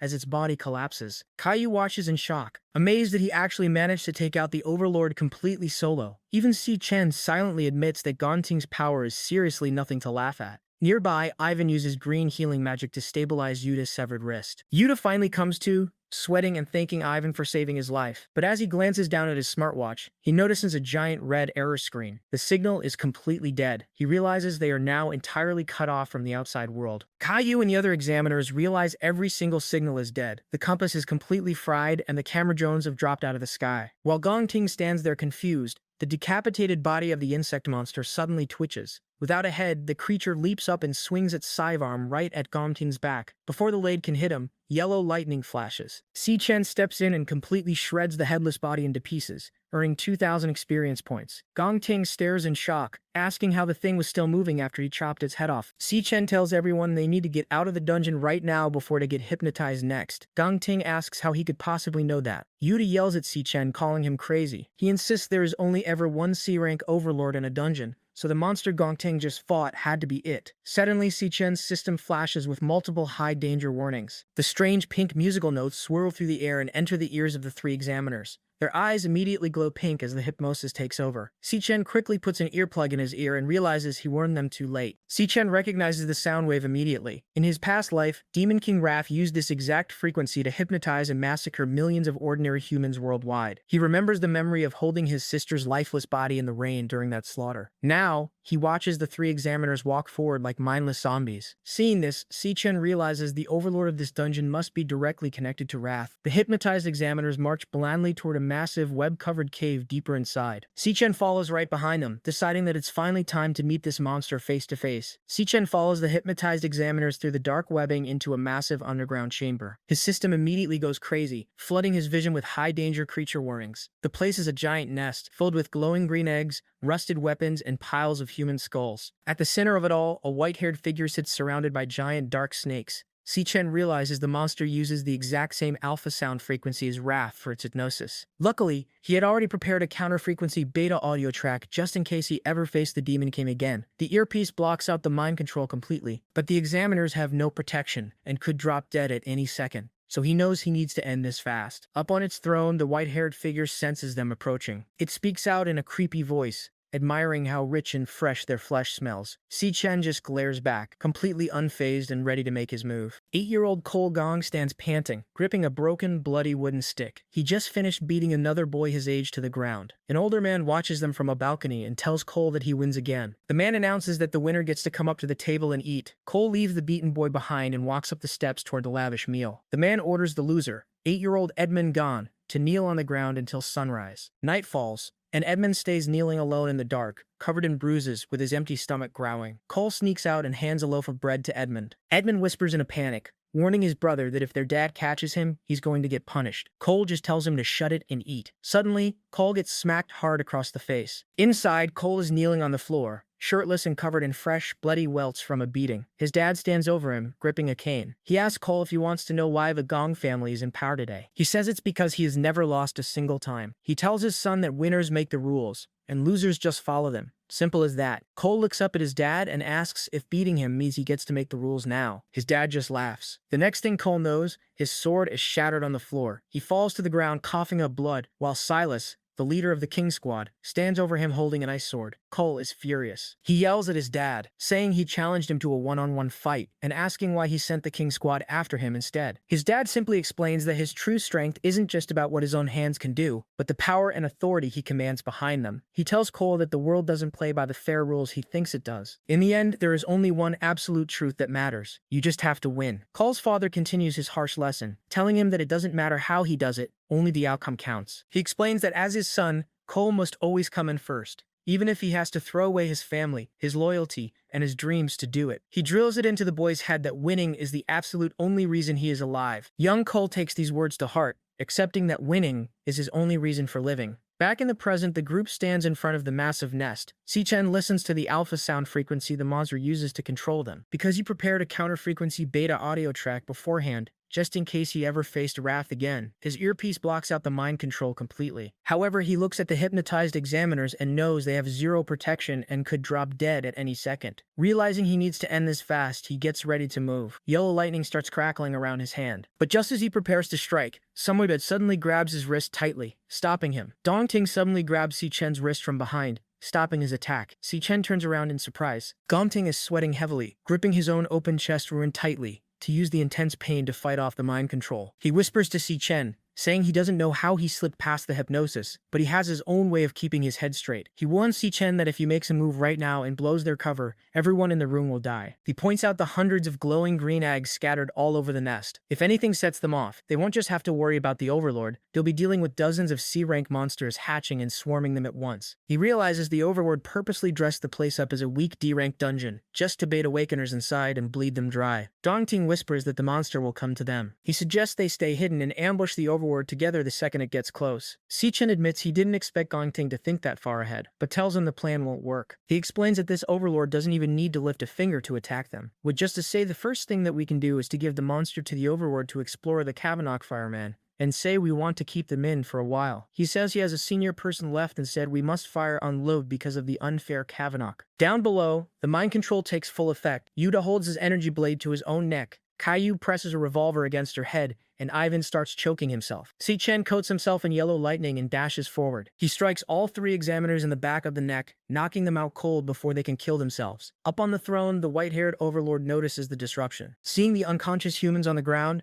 the monster realizes someone interfered, commenting that something was slipped into its food. Angered, the Overlord tells them all to die, and commands its minions to get them. All around the nest, the glowing green eggs burst open. Gong stands his ground against the swarm, his sword clashing against the mantis's sharp carapaces. He's exhausted and bleeding out, but he refuses to move. Just as he reaches his breaking point, Si-Chen walks back into the fray. He admits he misjudged Gon's character, but reveals a secret of his own. A system message appears, switching class, loading, and golden electricity begins to surge through the air. Si-Chen reveals his true power as a level 24 lightning assassin, standing side by side with Gong to tear through the monsters together. Si-Chen stands firm as golden lightning surges through his body. Gong, still clutching his chest wound, can't wrap his head around the situation. Even with Si-Chen's new power, Gong is convinced they're doomed. He tells Si-Chen flat out that they can't beat the thing standing in front of them. The Overlord is a nightmare. A massive figure shrouded in white with a piercing pink glow. Dong tries to gauge its strength, originally thinking it's B rank, but the overwhelming pressure tells him otherwise. This thing is easily an A rank monster, a tier far beyond their current level. Gong begs Si-Chen to just grab the others and run, thinking a tactical retreat is their only hope. But Si-Chen is looking for an exit. He notes that the dungeon gates are already locked tight. Si-Chen decides to take matters into his own hands. He stares down the A rank threat and calmly tells Gong that he's got this. Gong is reeling from the news that the gates are locked down. There is officially no way out. Si-Chen's eyes begin to glow a sharp blue as he locks onto the target. He realizes that if this overlord is truly sitting at A rank, its combat power is likely close to the Phantom Man Lion King found on the deepest floors of the Dreadspire. It's a monster they have no business fighting at their current level. Suddenly, a blade-armed mantis screeches and lunges from the side. Si-Chen reacts instantly, blocking the jagged blade with his bare arms as golden lightning sparks off the impact. The force of the strike creates a loud metallic clang. Dawn yells a warning for him to watch out, but Si-Chen remains perfectly calm, using his lightning to hold back the swarm. Despite their efforts, the swarm seems endless. Gon looks around at the growing number of monsters and starts to lose hope. He tells Si-Chen that they're going to be overwhelmed eventually. With this many monsters closing in, it's only a matter of time before they're finished. Si-Chen doesn't respond with words. Instead, he stands still and raises his hand, gathering a massive amount of crackling energy. He swings his arm in a sharp arc, and instead of a single strike, he releases multiple streaks of lightning that race across the battlefield. In one move, Si-Chen wipes out the entire front line of the swarm. Si-Chen triggers his lightning assassin skill, Flash God. The mantis' heads are shattered one after another by his precision strikes, their bodies falling before they can even react. Watching from the ground, Gong is in total disbelief. He knows that normally an assassin class has garbage-based strength, making them complete deadweight when surrounded by a swarm of high-level monsters. However, Si-Chen is defying the logic of his class. Every single one of his strikes lands perfectly on a vital point, dealing maximum damage with minimal effort. He is completely covering the massive power gap between himself and the A-rank monsters, using nothing but pure speed and flawless technique. He darts through the air like a bolt of lightning, carving a path through the creatures that were just moments away from killing them both. Gong can barely track Si-Chen's movements. He realizes the speed Si-Chen is moving at right now is easily A-rank level, if not higher. Seeing the tide of the battle turn, Gong finds his second wind. He grips his sword tight, his eyes glowing with renewed determination. He starts to believe that they might actually be able to pull this off and survive the dungeon. But the Overlord isn't finished. It senses the shift in momentum and tells them to quit yapping. A dark pink aura explodes from the monster as it activates its ultimate enhancement. System messages flood the air as the Overlord's stats skyrocket. Its strength and stamina are boosted multiple times over, making its massive form even more durable and lethal. The creature's power gap widens again, forcing Si-Chen and Gong to face an even more terrifying version of the A-rank nightmare. The Overlord isn't playing around anymore. It orders its remaining minions to chop Si-Chen to pieces immediately. Massive blade limbs slam into the ground with enough force to shatter the stone, but Si-Chen is already on the move. He dodges the heavy stripes and leaps into the air, using the momentum to position himself for a counterattack. Dong watches the exchange, struggling to stay upright with his injuries. He calls out to Si-Chen, telling him to hang in there as the swarm gets even more aggressive. Si-Chen remains focused, his eyes glowing as he dives back into the center of the fight. He moves like a blur, landing a flurry of lightning-charged strikes that tear through the monster's thick carapaces. Each blow lands with a heavy impact, shredding the enemies and clearing the space around them in seconds. Si-Chen continues to tear through the minions, but the battle is becoming a grind. He realizes that every single stat on these enhanced monsters is now pushing B rank. Their carapaces have hardened until they're like solid iron, making it nearly impossible for him to land a lethal blow. Even with his speed, he can't punch through to their vitals easily. He knows he needs to find a way to crack that armor open before he runs out of steam. Gong, seeing the opening Si-Chen created, calls out his thanks. He has been using the time to prepare his own final move. Gong's body ignites with a violent, fiery energy as he pushes his physical limits. Gong tells Si-Chen that he's bought him more than enough time, and now he's ready to unleash everything he has left to finish the fight. At 5:30 in the evening, Anizu arrives at a rental apartment, carrying a bag of groceries. She apologizes to her friend Eon for being late, explaining that her sewing project took longer than expected. Eon tells her it's fine, noting that her brother isn't even home yet. Anna is surprised he's still out, especially since Eon just passed her exams for the Academy of Fine Arts. Eon hasn't shared the news with him yet, though she told him she had a big announcement to make today. Assuming he is just running late, they decide to start dinner without him. While checking their supplies, Eon realizes they are completely out of garlic sauce. She tells Anna to wait there while she and her small companion, Mia, head out to the store. Eon plans to grab some snacks as well, determined to celebrate her big achievement properly once they're all back. Eon finishes up her quick shopping trip at Jay's store. She hides Mia inside her jacket to keep the little creature out of sight. Mia is perfectly behaved and stays quiet the whole time. Happily munching, Onia is proud of her for being such a good companion, and promises her a real dinner once they get home. As she starts heading back, she has no idea she's being followed. From a dark alley nearby, a group of shady men watch her every move. One of them holds up a photo of Eon,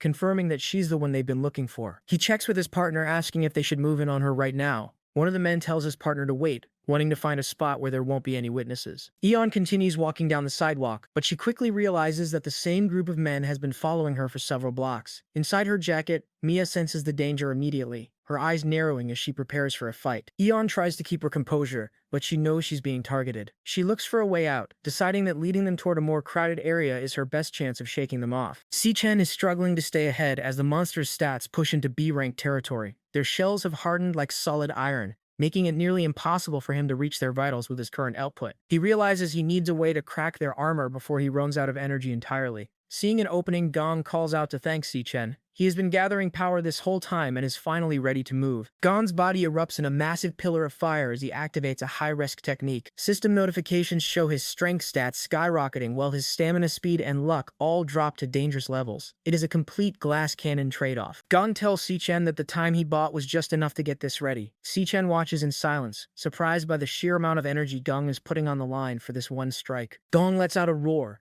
putting everything he has left into his final attack. He shouts that this is his ultimate move, a strike meant to rival an overlord. He triggers his Furious Fighter skill, Extreme Flare R-11. A massive arc of intense fire sweeps across the battlefield, instantly turning the swarming monsters into charred remains. The heat is overwhelming, as the flames converge into a single devastating beam. Gong directs the entire blast straight at the white-shrouded boss. The impact creates a massive explosion that echoes through the dungeon, engulfing the Overlord in a blinding pillar of fire. The fireball explodes with a deafening boom, lighting up the entire area. Once the smoke starts to clear, Gong collapses to one knee, his body trembling from the strain. He's barely conscious, using his sword as a crutch just to stay upright. Red system messages flash across his vision, warning him that his stamina, mental control, and elemental control are all completely depleted. He's given everything he has to that one strike. Looking toward the blast, he lets out a ragged breath and mutters that it's finally over. Smoke drifts across the battlefield as Gong tries to catch his breath. He is convinced the fight is finally over, but a faint pink glow suddenly appears in the middle of the destruction. A system message remains silent as the Overlord speaks from the shadows. It admits the attack wasn't bad, but it isn't dead. A massive silhouette with giant snake-like tentacles rises from the frames, looking completely unharmed. Gong's face turns pale and his heart pounds against his chest. He can't believe his ultimate move didn't even leave a scratch. The Overlord stares them down with a glowing pink eye and asks if they really thought that blast would be enough to kill it. Si-Chen watches the monster closely, realizing the power gap is even wider than he first thought. The Overlord is just getting started, and they are now facing a threat that is far beyond a standard A-rank monster. Gong, completely out of strength, leans on his sword, panting heavily. He realizes he has nothing left to give. He's done his part, and tells Si-Chen that the rest is up to him. As Si-Chen steps forward, the golden lightning around him vanishes, replaced by a surging, dark pink energy. Gong is shocked by the sudden change, wondering what kind of power he's witnessing. It feels entirely different from a standard Awakener skill. Si-Chen's eyes glow with a new intensity as he manifests a massive blade made of that same dark energy. A system notification appears, confirming his status as a level 24 lightning assassin, but he's now tapping into a specific hidden ability. The system identifies the move as Ossuary Collapse. This skill allows him to pull power from the remains of the dead in the vicinity. As the skill activates, the monster corpses and skeletons scattered across the dungeon floor begin to glow with a matching pink light. Their energy is absorbed directly into Si-Chen, causing his power levels to spike. He stands enveloped in a violent aura, ready to confront the Overlord. Gon watches in total silence, realizing that Si-Chen has been hiding a level of power that defies the logic of his class. A massive explosion of pink energy rocks the dungeon floor as Si-Chen's transformation completes. System windows flash repeatedly, showing his strength and stamina climbing higher and higher with every second. Dawn can only watch from the ground, frozen in shock as the sheer pressure from Si-Chen's aura fills the room. Even the Overlord seems to pause,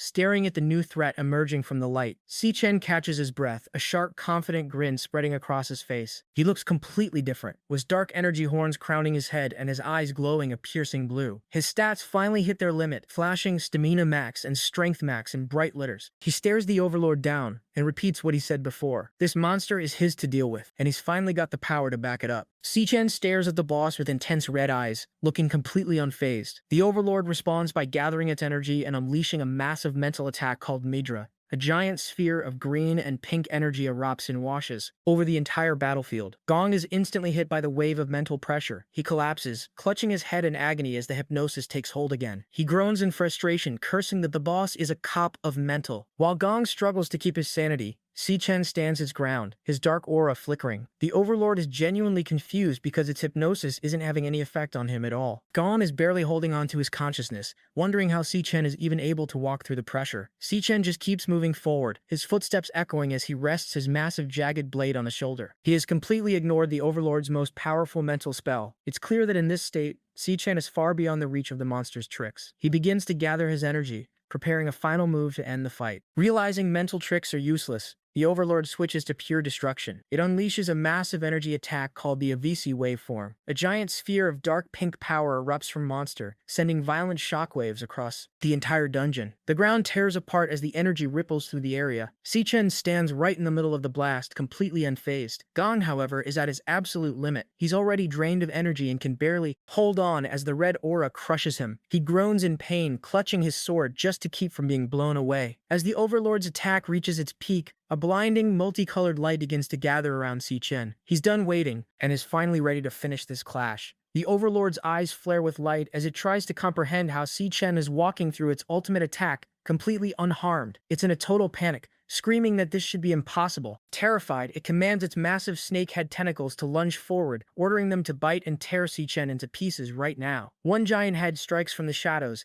but Si-Chen is already in a low stance. He grips his jagged blade with both hands, focusing his dark energy into a single point. The first snakehead lunges, and Si-Chen cleaves straight through its neck in a single motion. Blood sprays across the cavern as the severed head hits the dirt. The Overlord doesn't stop, sending more heads screaming toward him. Si-Chen moves in a blur of dark energy, his blue tattoos lighting up as he maneuvers around the incoming strikes. He's completely outclassed the monster's speed. He continues to dodge and weave, shredding through the remaining tentacles as he closes the distance to the Overlord for the final blow. Si-Chen doesn't slow down for a second. He leaps into the air and slices through another one of the Overlord's snake tentacles. The monster watches from inside its protective barrier, telling Si-Chen to hold on to that strength as long as he can. He floats in the air, pulling a massive storm of dark and blue energy from the monster corpses scattered across the floor. A system message identifies the skill as Star Warrior. 100 skeletons return to void. It drains the physical strength of the dead and converts it into raw power for Si-Chen. His physical strength hits the absolute max. Si-Chen delivers the strike. A concentrated beam of pink energy hits the green shield and shatters it like glass. The Overlord is frozen in disbelief as its primary defense is whipped out. From the ground, Gong is shocked that a single attack destroyed an A-rank barrier. He's starting to wonder who Si-Chen really is. Si-Chen doesn't give the boss a chance to recover. He charges his fist with a sphere of blue energy, triggering another skill, Star Warrior, Triple Gravity Mode, Maximum Wake. The air becomes heavy enough to crush stone. Si-Chen dives from the sky and hammers the Overlord into the dirt. The impact creates a massive crater and a cloud of debris, burying the boss under the weight of the final blow. The dust settles, revealing the Overlord crushed at the bottom of a massive crater. Its body is a broken mess, and it can barely whisper, muttering that its defeat is impossible. Si-Chen stands at the edge of the pit, looking down at the dying monster with a cold expression. He demands the creature speak, asking what kind of connection it has to a being called Wrath. The Overlord's single glowing eye widens in terror. It asks how a human could possibly know that name.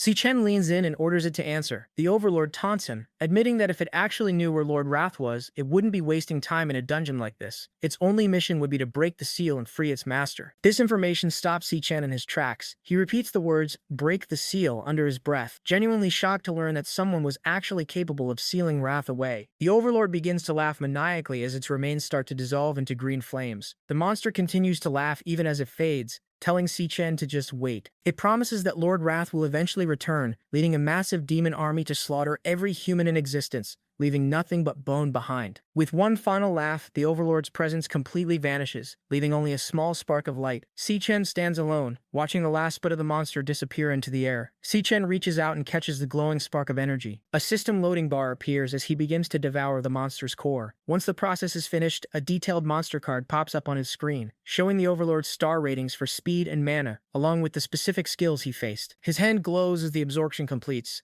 and a final system notification appears confirming that he is officially leveled up. Si-Chen reaches level 25, and a victory scream shows he received 3 rare monster organs as a reward. He stands in the crater, staring at the Overlord's card, while thinking about what the monster said. He realizes that Wrath didn't just appear recently. He has been in this world for a long time, but someone is powerful enough to seal him away. Si-Chen knows there is a part of the past he still doesn't understand. Nearby, Dong is struggling to stay on his feet. He admits he never expected to see someone capable of using 2 classes, and acknowledges that Si-Chen is on a completely different level. Gon concedes the fight and promises to take everything he saw in the dungeon to his grave. The internal damage is too much, and Gon collapses back. Si-Chen tells him to hold on just a little longer, noting that with the boss dead, the dungeon gates should be open for the guild to break through. Suddenly, Si-Chen's eyes flare pink as he senses a new presence. A man in a suit appears from the shadows, surrounded by a thick purple aura and dark tentacles. Si-Chen recognizes him as Xiao Yun, but the man has transformed into a monster. His face is skeletal, his eyes glow green,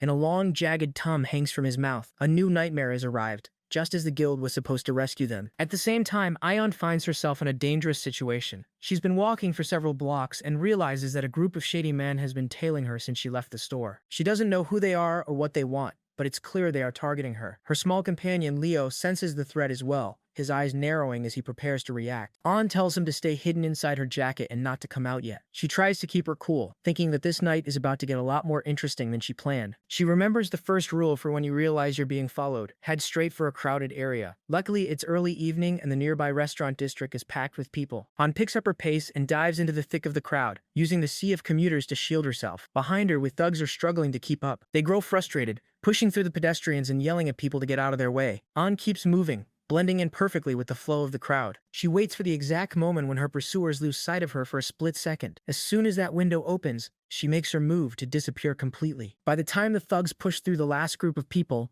is vanished into thin air, leaving them searching the street in confusion. The thugs are furious. One of them screams, wondering where she went, realizing they've completely lost her in the crowd. Aion ducks into a quiet back area filled with machinery and pipes. She catches her breath, feeling relieved that she managed to escape them. Her relief is cut short when she hears a voice. A man with white hair is leaning against a railing, smoking a cigarette. He complains about waiting so long and tells her the door behind her is locked anyway. Aion is terrified. She demands to know who they are and how they managed to find her hiding spot. The white-haired man just smirks, calling her a clever little chick for being such a good runner. Behind her, the other 2 thugs catch up, laughing as they finally corner her in the alley. An tries to bolt, but before she can even take a step, her foot is encased in a sudden block of ice. The impact makes her trip and slam face first into the pavement, her groceries spilling everywhere. The man stands over her, his hand glowing with blue frost magic. He mocks her, asking if she's finally out of energy. He tells her to just stay down and take a breath, making it clear she has nowhere left to run. One of the thugs moves in on, laughing and looking disgusting. He reaches out for her and she screams in terror. Before he can touch her, a massive burst of pink energy slams into his face. The force sends him tumbling backward across the alley, leaving even the boss caught off guard by the sudden intervention. A giant paw slams into the ground, cracking the pavement. Standing protectively in front of is a massive white lion radiating a violent purple aura. An stares in disbelief, finally realizing that this beast is actually her companion Leo. The injured thug screams while clutching his mangled face. He yells at his partners, complaining that the man who hired them didn't say anything about a giant monster protecting the girl. Leo lets out a thunderous roar that shakes the surrounding buildings.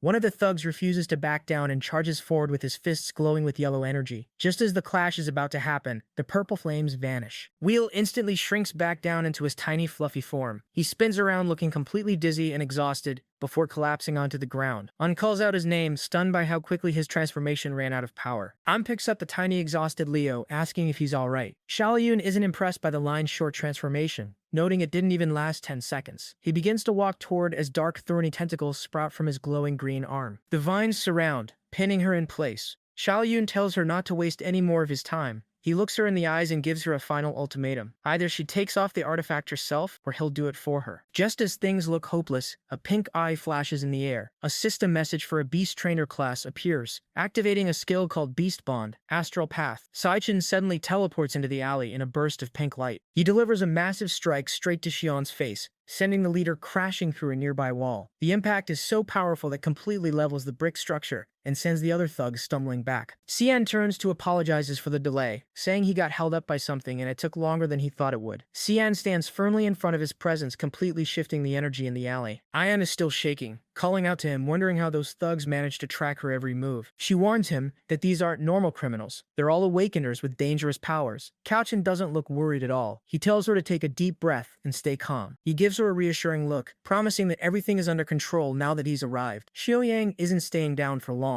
He claws his way out of the broken wall, his face twisted in rage. He's disgusted with himself for letting a brat catch him off guard. His green vein mutation flares up and thick thorny vines wrap around his arms and torso. He tells John that he just signed his own death warrant. He plans to take both of their heads back to the man who hired him and extort the guy for triple the original fee. John ignores the monologue and tells to stay behind him and stay out of the way. He clenches his fist, his eyes turning a sharp predatory red. He looks back at the thugs with a cold, focused stare and tells that this won't take long at all. He's ready to settle the score right here. Years ago, Chan was already being targeted by punks. A group of bullies led by an orange-haired kid has him pinned. When Yan shows up with a metal pipe to defend him, the leader just mocks her and calls her a parasite. Xian begs them to keep their word, but the leader admits he was lying about the deal. That's when Chan snaps. He grabs a brick and smashes it into the face of the guy holding him down. He stands up with a cold rage, demanding to know how the leader dared to break their promise. After the bullies are handled, he tells Yon not to worry. Back in the present, Xian stands between and the three awakener thugs. Yon is worried because all three are powered up, but Xian tells her to stay behind him. He promises this won't take long. One thug with lightning powers charges in, calling him a pretty boy and telling him to do something. Xian doesn't hesitate, landing a punch that sends the guy flying into the distance. An is stunned by the sheer power. Just then, the thug with the injured eye leaps from the roof, attempting a surprise attack from above. Xian stays focused, ready for the next one to step up. The second thug leaps in with a glowing blue dagger, but Xian Shan is already a step ahead. He catches the guy's wrist mid-air and stops the attack effortlessly. Before the thug can react, Xian Shan delivers a brutal kick to the face that sends him crashing straight into the dumpster. With two of his men down, Shai Yun loses his cool. He manipulates thick thorny vines and mocks Xian for being nothing more than a skinny kid in the school uniform. He threatens to turn him into a human pincushion, but Xian's red eyes stay fixed on the target. As the vines lunge forward, Xian moves with perfect precision. He dodges and spins through the gaps in the thorns, closing the distance in a heartbeat. He leaps high over the trap, leaving Xia Yun completely terrified. The leader screams that this level of movement is impossible. Watching the fight, Eon is reminded of the truth about her brother. He didn't just graduate. He was the top student who crushed every single opponent during his final practical exams. Xian lunges at Xiao Yun and lands a crushing punch directly to his face. The impact is devastating, spraying blood and shattering the leader's jaw. Yan watches in awe, realizing her brother isn't just a normal awakener. He is at a level far beyond everyone else. Xiao Yun's body is launched high into the air from the force of the strike, before he eventually slams into the ground, completely broken. The other two thugs are also out for the count. One slumped against the dumpster and the other bloodied on the pavement. The entire fight ended in seconds. Sen turns to and tells her to take Leo and head home first. He calls the thugs clowns and says he will take them to the police station himself before meeting her back at the apartment. Ion agrees and heads off while clutching her pet. Later that night, Shai-Yun is shown bloodied and barely conscious. Realizing too late that the skinny kid he tried to extort was a monster in disguise, the thugs wake up tied to a pillar, terrified and confused about how they got there. Their heads feel like they're splitting apart from the earlier beating. Scene isn't interested in their whining. He asks if they belong to the Black Mountain Guild. He knows their type don't move unless there's money involved. So, he demands to know exactly who hired him to target his sister. Cha Yun, despite being bloodied and broken, tries to stay tough. He knows that in his line of work, smitching means he can never show his face in the industry again. He refuses to say a word. Si-Chin realizes that talking nicely is a waste of time. It looks like he'll have to use the hard way. He closes his eyes as a system message appears. Loading. Switching class. A dark, jagged aura begins to swirl around him, reflecting the power he just devoured from the dungeon boss. The class switches instantly. Sek is now a level 25 soul mage. He's draped in a long, tattered cloak of dark energy, looking completely different from the lightning assassin he was moments ago. The system displays a detailed profile of his new form. His stats are overwhelming with strength, speed, and soul power all maxed out at 5 stars. He now has full access to the Overlord's devastating moveset. He can use Nidra to crush a person's mind, the Avicii waveform for pure destruction, and the spirit-gathering barrier to drain power from his enemies. Now that Khan can manipulate souls directly, Gon's silence doesn't matter anymore. The interrogation is about to become a literal nightmare. The process completes, and Khan is now a level 25 soul mage. He's draped in a long, tattered cloak of dark energy. The system displays the monster card for the soul mage, showing maxed out stats in strength, speed, and soul power. His eyes flare with a bright pink light as he activates the skill Nidra. Xiao Yun's eyes turn pink as the mental hypnosis takes hold. Thorny vines sprout from the ground and wrap around the thug's body. Si Chen decides to start with the legs. One of the dark vines pierces through Xiao Yun's thigh, drawing a spray of blood. Si Chen stares at him with cold red eyes and says they'll move on to the hands next. He's no longer asking for information. He's taking it by force. Xian doesn't stop. He drives a dark vine straight through the center of Xiao Yun's hand. He tells the leader that this is exactly what happens when someone lays a hand on. The other thug watches in total horror, screaming and asking what Shen is doing to his boss. Xian's pink eyes lock onto the second man, letting him know his turn is coming up next. The thug cracks instantly, wailing and begging Shen to stop. He promises to tell him everything he wants to know. He reveals that the client is the son of the director of the first hospital. His name is Jin Tosin. The scene shifts back to 5 p.m. that same evening. At a luxury rooftop pool party on top of the Jua Fun building,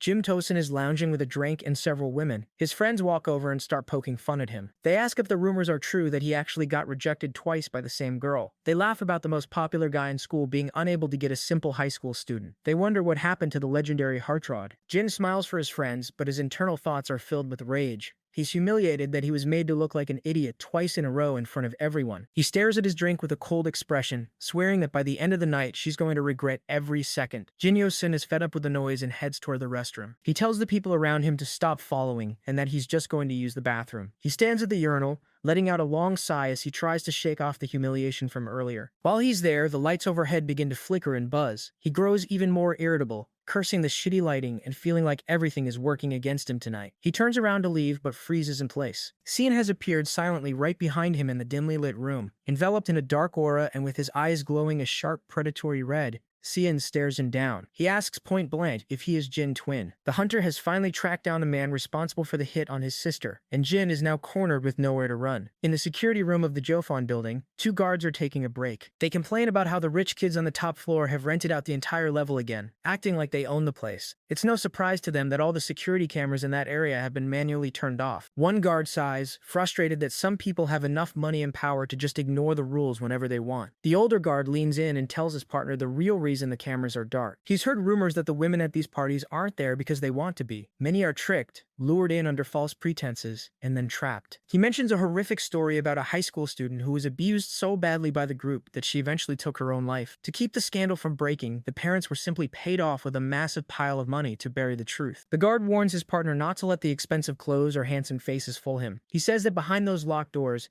these people are nothing more than predatory animals. Back in the restroom, Intwell Sin is in a total panic. He demands to know who Khan is and how he managed to get up to a restricted floor. He knows the top level is strictly off limits to outsiders, yet the stranger with glowing red eyes is standing right in front of him. Jin is cornered. Realizing his status and money can't help him against the person who just broke into his private world, Jin Tools tries to act tough, threatening to call the police, have Si Chen thrown out. He reaches for his phone, but a ringtone suddenly fills the quiet restroom. He looks down at his screen and sees an incoming call from Shia Yun of the Black Mountain Guild. Xian stares at him, confirming that Jin is the one who sent those thugs to harm. Chin is frozen in shock as he realizes Xian is the one holding Shia Young's phone, placing the call while standing 2 feet away. He screams in a panic, demanding to know where his men are and what Xian did to them. Chin doesn't bother answering. He just glares at Jin with glowing red eyes and crushes the phone in his hand until it sparks and shatters. Terrified, Jin stumbles backward into a corner, begging Chin not to come any closer. Jin Tusin loses it completely, screaming at the top of his lungs to know who Si Chin really is. Before he can get another word out, he's launched through the air. He crashes through the massive glass partition of the restroom, shards of glass flying everywhere. He slams hard onto the tiled floor of the pool area, his face blooded and his expensive clothes ruined. Terrified and broken, Jin starts wailing for help, begging anyone at the party to save him. He's crying genuine tears, the arrogance he had moments ago completely gone. The crash and his screams finally get the attention of the other guests. People floating in the pool look up in shock, wondering what on earth just happened and why their host was just thrown through a wall. The party comes to a dead halt as heavy footsteps echo across the deck. Matt, Xian walks out from the wreckage, draped in a massive cloak of dark energy that looks like shadows coming to life. Gentleson is on the floor, scrambling backward in pure terror. He's a sobbing mess, screaming and asking what he did to deserve this. He demands to know who Si Chen is,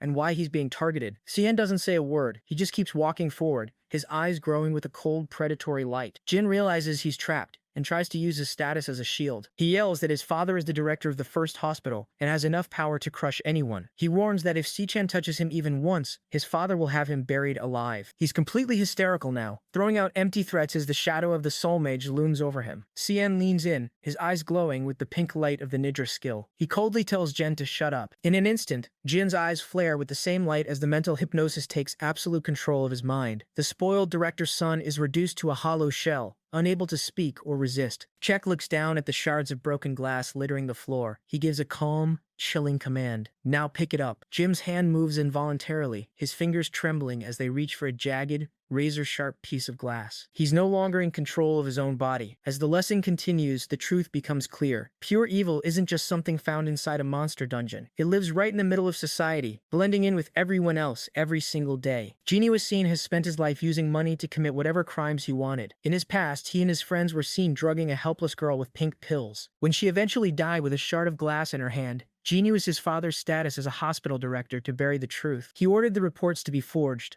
calling the death a sad accident and claiming that this was simply how the real world worked. He lived his life believing he could do anything to anyone, using methods more evil than a demon could imagine. The thugs tied to the pillar confirmed the truth. They wailed that Jin paid them a massive amount of money to make sure never forgot this day, no matter what methods they had to use. But Jin picked the wrong target this time. Hee-chan vows that he will hunt down and eliminate every single threat that comes near his sister. Under the absolute control of the Soul Mage's ninja skill, Jin is now forced to face the same horror he inflicted on others. He sits on his knees, his eyes glowing pink as he grips a sharp shard of glass with both hands. His fingers are bleeding from the pressure, yet he cannot let go. Sichan stares him down with an unwavering gaze and gives a single chilling command. Do it. Cien is willing to walk into the darkest parts of the world to protect, and he won't hesitate for even a single second to finish when he started. By 6 p.m. inside the dungeon, the boss is finally dead. Cien tells the wounded Gong that the exit should open soon and to hang on until the guild arrives. Gong, barely holding on, promises that once they're out, he'll tell everyone the truth. He wants the world to know Sion is the hero who saved them. But Sion doesn't have time for credit. Suddenly, his eyes flare pink as he senses a massive disturbance. He sees a vision of a man in a suit surrounded by dark energy and realizes Gong is in grave danger. He needs to move right now. Tapping into his Beast Trainer class, he activates the skill Beast Bond Astropath. Using his mental link, he prepares to teleport straight to his contracted beast to reach his sister before it's too late. Sek vanishes in a burst of multicolored light, leaving Gong alone at the bottom of the crater. Gong is completely stunned by what he just witnessed. He realizes that Chan doesn't just have 2 classes, he has even more. He thinks back to the lightning, the dark soul magic, and now this teleportation, wondering exactly how many secrets Sek-chan is hiding from the world. Heavy footsteps begin to echo through the cave. As the rescue team finally arrives, a man in a suit shouts that they found the survivors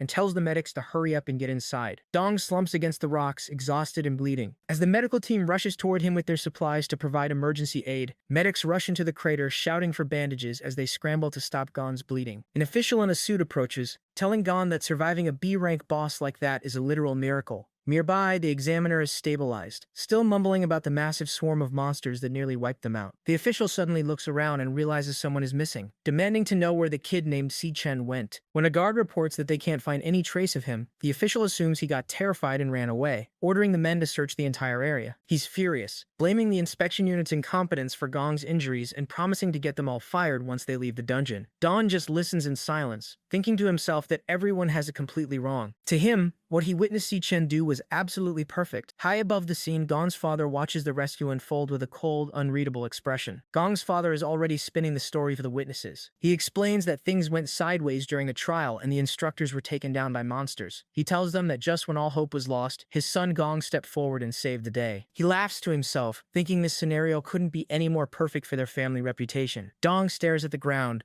knowing his father is lying. He's about to speak up and say that Cien was the one who actually cleared the floor and killed the boss. Before he can open his mouth, his father suddenly grabs him right by his chest wound. Gon groans in pain as the man leans in close. His father drops the act and whispers a direct order. It was Gon who handled the monsters. He looks Gong in the eyes, telling him that everyone here witnessed him do it. He grips the bloody bandages even harder, making it clear that Gong has no choice but to take credit for Chan's work. To the rest of the world, Gong is now the hero of the dungeon. Dong is clearly frustrated, but he can't argue with his father. The man just tells him to go get cleaned up and get his act together. Tomorrow is the big graduation ceremony and his father expects him to play the part of the hero and finally step into the spotlight. Meanwhile, at 8 p.m. in their small rental apartment, things are much more relaxed. Cien and Anazu are clinking soda bottles together to celebrate. Anna is cheering for and congratulating her on finally getting accepted into the International Academy of Fine Arts. It's a huge achievement, and Anna tells her that she's destined to be a world-class artist one day. While the girls laugh and enjoy the meal, Chan stays mostly quiet. He just leans back and takes a long drink of his soda, watching his sister celebrate. After everything that happened in the dungeon in the alleyway, seeing her this happy is the only reward he needs. An looks at her brother with a suspicious face, asking why he seems so calm, almost as if he knew she would pass all along. Sen just gives her a warm smile and insists he's genuinely happy. He mentions it's quite a coincidence that she got her acceptance letter on the same day he finished his own major task. Anna adds that she's actually really jealous. Getting into the academy at Tianshan is a massive opportunity that most people will never see in their entire lives.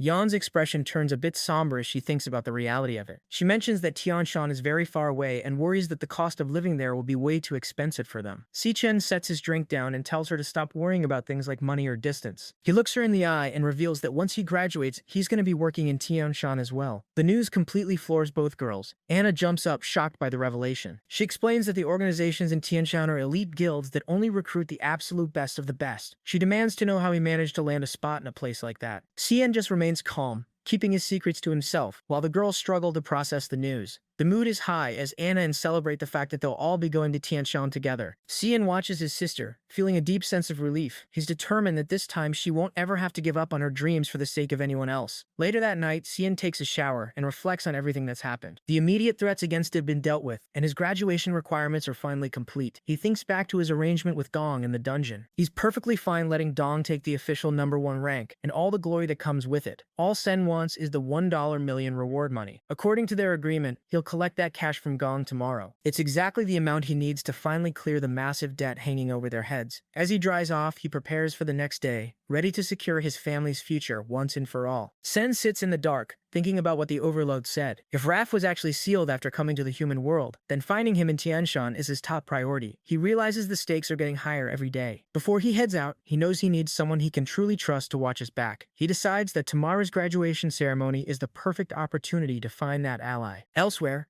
a red-haired man sits at a tea table while a blonde woman gives him a report. She tells him that the glutton was recently spotted in the Jung TM district. The man asks for all the details. She explains that she checked the site immediately, but every single security camera had been destroyed. The only things left behind were some scratches and bloodstains. It's the same pattern as always. The predator kills its victims first and then devours them. She notes that the target seems to be specifically hunting awakeners with rare and special abilities. The blonde woman continues her report, noting that the level of the glutton's victims is steadily rising. This means the entity is evolving and gaining power at an alarming rate. She warns that once this predator starts moving, it never stops, and her intuition tells her it will strike again very soon. The red-haired man pours a cup of tea, finding the timing suspicious as a dungeon just appeared as well. He admits the situation is becoming very interesting. She tells him there is one more thing, something even more important. She places a set of photos and a map on the table. She explains that the latest incident took place in a cramped alleyway within a low-income housing district. She points to a specific spot on the map marked with an X. That location is only 68 meters away from Khan's home. It's less than 100 meters from where he lives. The red-haired man stares at the map in silence. Even though the killer was practically on Chan's doorstep, the woman admits they still don't have a single image or recording of the Glennon's true form. The blonde woman looks at her partner and mentions that Si-Chan's latest performance is hard to believe. His abilities are growing at an illogical rate, and they both saw the way he fights with their own eyes. Because of this, she sees only two real possibilities. The first is that the glutton is now targeting Si-Chan specifically. The red-haired man takes a slow sip of his tea and finishes her sentence. Well, the fact is that you will learn. He suggests the second possibility, that the glutton and Si-Chan are actually one and the same. A woman asks the principal if he is really going to skip the graduation ceremony. She reminds him that he raised these students with his own hands. The principal stays quiet and simply opens a bird cage in his office. He explains that all he did was provide a safe place for them to land while they were too weak to fly. Now that they've grown up, it's time for them to head out and find their own way. He watches the birds fly out the open window, but notices one bird is still sitting inside the cage. He looks down at it and asks if it still doesn't know where it wants to go. The scene shifts to June 26th. The graduation ceremony is officially underway inside a massive auditorium packed with students. Inside the massive auditorium, the students are amazed. It's the first time the academy has used a hall this big. But with all the major guild VIPs attending, they had to go all out. A student with glasses wonders how the special exam between Xian and Gong turned out since the school kept the results completely secret. He confidently brabs that Xichen definitely won by a landslide. This immediately ticks off a loud guy in the row behind him. He yells at the glasses kid to shut up, throwing a thumbs down and aggressively declaring that Xian doesn't stand a chance against Gong. The two sides start bullying each other, fiercely defending their favorites. Meanwhile, Gong's father gets a report from his subordinate. For this graduation ceremony, every major guild in the country is sent a representative, including the entire committee of the Imperial Guild itself. Out in the hall, the crowd erupts as the VIPs finally make their entrance. Guan Yuan and Daming, the legendary founders of the Imperial Guild, arrive and are greeted warmly, before being escorted straight to the premium seats at the front. Gong's father watches the VIPs take their seats, his mind focused on the upcoming Imperial Guild Committee election. Right now, his votes are perfectly tied with Daming. He plans to use this graduation ceremony as the perfect opportunity to pull the undecided committee members over to his side. He is fully determined to claim the chairman's seat for himself. He turns to Gong and tells him the plan. Once the ceremony begins, the vice chairman will personally hand Gong the winner's trophy. He tells his son that the whole world will remember this day. It is the start of his climb to the top and the most important moment in their family's history. He gives Gong a strict order to go up on stage, deliver a good speech, and not mess it up under any circumstances. He wants Gong to show everyone his true worth. Gong remains completely silent, just staring down at the paper in his hands. Heavily burdened by the lie he is being forced to tell, Gong tightly clenches the speech in his hand, struggling with the lie he has to tell. The event goes live on the main stage. The host welcomes the crowd to the 2157 National Awakener University graduation ceremony. She announces that after all the difficult trials and hard work, the graduation assessments have finally concluded. The red-haired man and the other guild leaders watch from the front row. The students listen eagerly from the stands. Dong sits quietly next to his smiling father, looking completely miserable. The host officially declares that the graduation ceremony has begun. The audience claps as the ceremony gets underway. Dong sits in the crowd looking tense. High up in the stands, Xichen sits by himself with his arms crossed, quietly watching the event unfold. On the main stage, the host announces that it's time for the moment everyone has been waiting for. She pulls the cloth off a golden trophy, ready to crown the ultimate winner of this year's final assessment. To present the award, she introduces the vice president of the World Guild Federation. The red-haired man from the front row stands up. His name is Carl Cavendish. The host announces that Vice President Carl will personally reveal this year's winner and present the award. Carl takes the stage to a round of applause. He thanks the Imperial Guild for the invitation, stating it is an honor to witness the country's next generation of talent. He then reveals a secret about the final exam that the public didn't know. The assessment was supposed to take place in a standard D-rank dungeon, but it turned out to be a highly dangerous B-rank dungeon in disguise. The entire auditorium is shocked by the news. Students and guild members start whispering, knowing that even professional teams struggle against B-rank threats. They wonder how anyone managed to survive. Carl holds up an envelope and explains that in the moment of complete hopelessness, one student stepped forward using raw skill and technique. This student achieved the impossible, taking down a monster rank far above their own level. Carl continues his speech, telling the crowd that this student defeated the B-rank boss entirely on his own, and Carl holds up in the stands that didn't take this for long. Up in the stands, Chachan watches quietly, resting his head on his hand without a hint of emotion. Carl declares this student the strongest graduate of his generation and the undisputed winner of the assessment. He finally shouts Gong's name. Golden confetti explodes across the auditorium as the crowd erupts in loud cheers. Gong stands up from his seat and buttons his suit jacket. Despite the massive applause in the spotlight, he remains completely silent and looks miserable, bearing the weight of the lie his father forced on him. Back in the crowd, the student with glasses is in total disbelief. He panics, wondering what is going on and if Sen actually lost the assessment. The glasses kid refuses to believe it, insisting the results must be rigged. Meanwhile, the loud student from earlier gloats, sticking his tongue out and bragging that Gon is just built differently. The rest of the students are in complete awe. They know that just surviving an E-rank dungeon is exhausting, so the idea of clearing a B-rank boss alone sounds completely impossible. The crowd goes wild, cheering for Gong as a true legend and praising him for being ridiculously strong. Gong walks up the illuminated steps to the main stage to accept his award. Up in the dark stands, Chan watches the whole thing calmly. He thinks back to the moment in the dungeon, right after the fight. While Gong was bleeding on the ground, Chan offered him a simple deal. Dong gets to keep the #1 rank and all the public glory. In exchange, Chan takes the entire $1 million reward. In the dungeon, Chan had one condition for Gong. He told him never to say a single word about what he was about to see. Back at the graduation ceremony, the host calls Gong to the stage to give his victory speech. Gong walks down the illuminated path as confetti falls around him. The audience watches in awe, whispering about how calm and heroic he looks. His father smiles from the front row, proud that his son is living up to the family name and securing their future. Standing at the microphone, Gong remembers his father's strict warning to give a perfect speech, not mess up, and show everyone his true worth. Dong looks down at the prepared speech card in his hand. He asks himself if this lie is really all he's worth. He looks up and speaks into the mic. He tells the crowd that Vice President Carl was right about what happened. They did face an overwhelming monster. The team was pulled back from the edge of death, and the dungeon boss was killed. But then Gong admits the truth. He tells the entire auditorium that he wasn't the one who did it.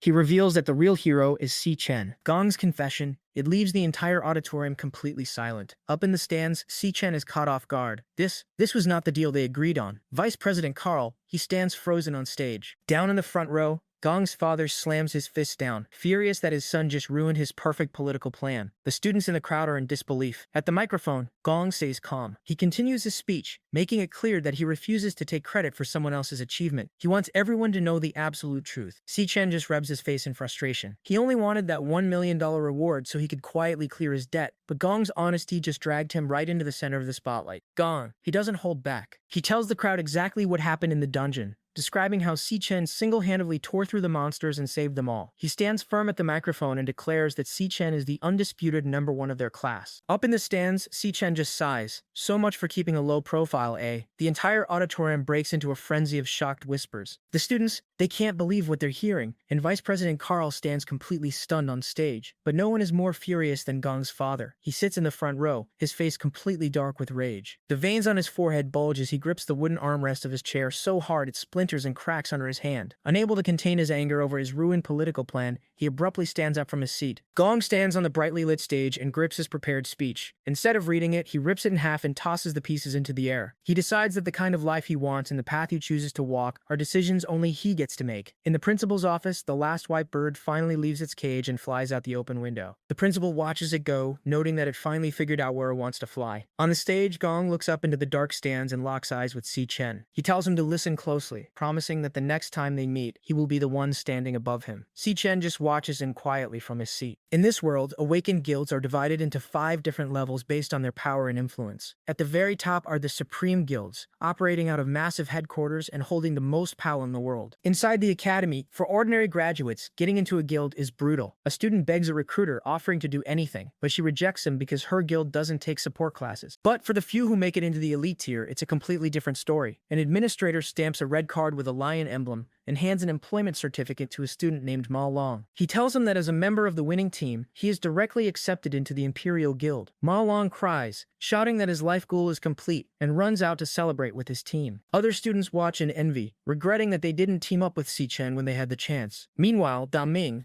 the founder of the Imperial Guild, is in the elevator. His assistant mentions that registration is taking longer than usual because 2 teams got perfect scores this year. The doors open, and Da Ming bumps into Vice President Carl. Da Ming is surprised to see him in the registration area. Carl smiles and says he's just here to see someone off. Da Ming chuckles, assuming the Imperial Guild is just lucky to get such highly anticipated talent. Back at the desk, the administrator checks the system and realizes one person is missing. He yells at Ma Long's team, asking why Si Chen hasn't registered yet. The team panics and scrambles to find him. Si Chen is just casually walking out of the restroom. Ma Long runs up to him, frantic, asking why he hasn't filled out his form when the Imperial Guild already accepted him. The administrator sighs and takes a sip from his thermos. He complains about kids getting cocky right after graduation. He tells Si Chen that no matter how good he is, he still has to follow the rules just like everyone else. He orders Si Chen to come over and fill out the form for the Imperial Guild. Si Chen just looks at him and calmly states that he isn't joining the Imperial Guild. The administrator instantly spits his water out in shock. Si Chen just stares back with a blank expression, not reacting at all. The guy gets even angrier and yells again. The crowd goes crazy when they hear the news. They can't believe Si Chen is throwing away a guaranteed spot in the Imperial Guild. Da Ming looks completely stunned. The administrator loses his temper. He slams his fists on the desk, screaming at Si Chen to stop acting arrogant. He reminds him that people spend their entire lives working for the guild and never even get close to the high-level position he was just handed. Si Chen stays completely deadpan. He calmly replies that he never once said he was going to join them. The administrator is furious, demanding to know why Si Chen even bothered showing up to the registration area. Before he can finish yelling, Vice President Carl steps out from the crowd. He decides this is the perfect moment to intervene. The students whisper in shock as the high-ranking official walks right up to the new graduate. Carl smiles and makes his own pitch. He tells Si Chen that if the Imperial Guild isn't the right path for him, he should come to Tianshan with him instead. Carl smiles and drops a massive offer. He tells Si Chen that he can personally nominate him for a spot in the Blazing Star Knights. Gong, Da Ming, and the rest of the students are completely shocked. Whispers erupt through the hallway as the crowd realizes the magnitude of the invitation. The Blazing Star Knights isn't just any organization. It's a world-famous, top-tier guild. Si Chen ignores them entirely. He reaches into his pocket and pulls out a sleek black card,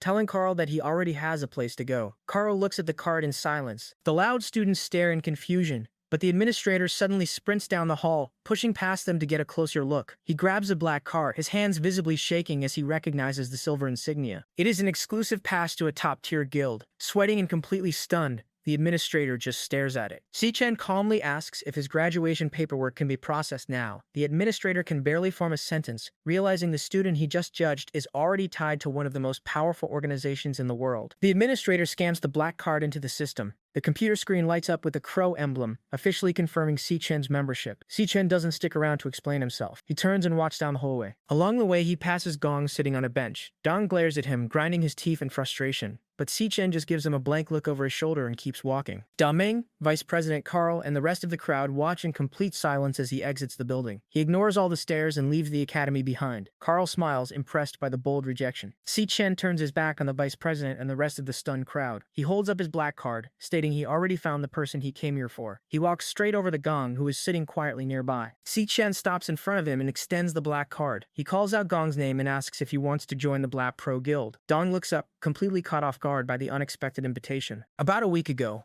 on June 17th, Si-Chen sits in a lavish room at the Mithril Exchange Market across from a man in glasses.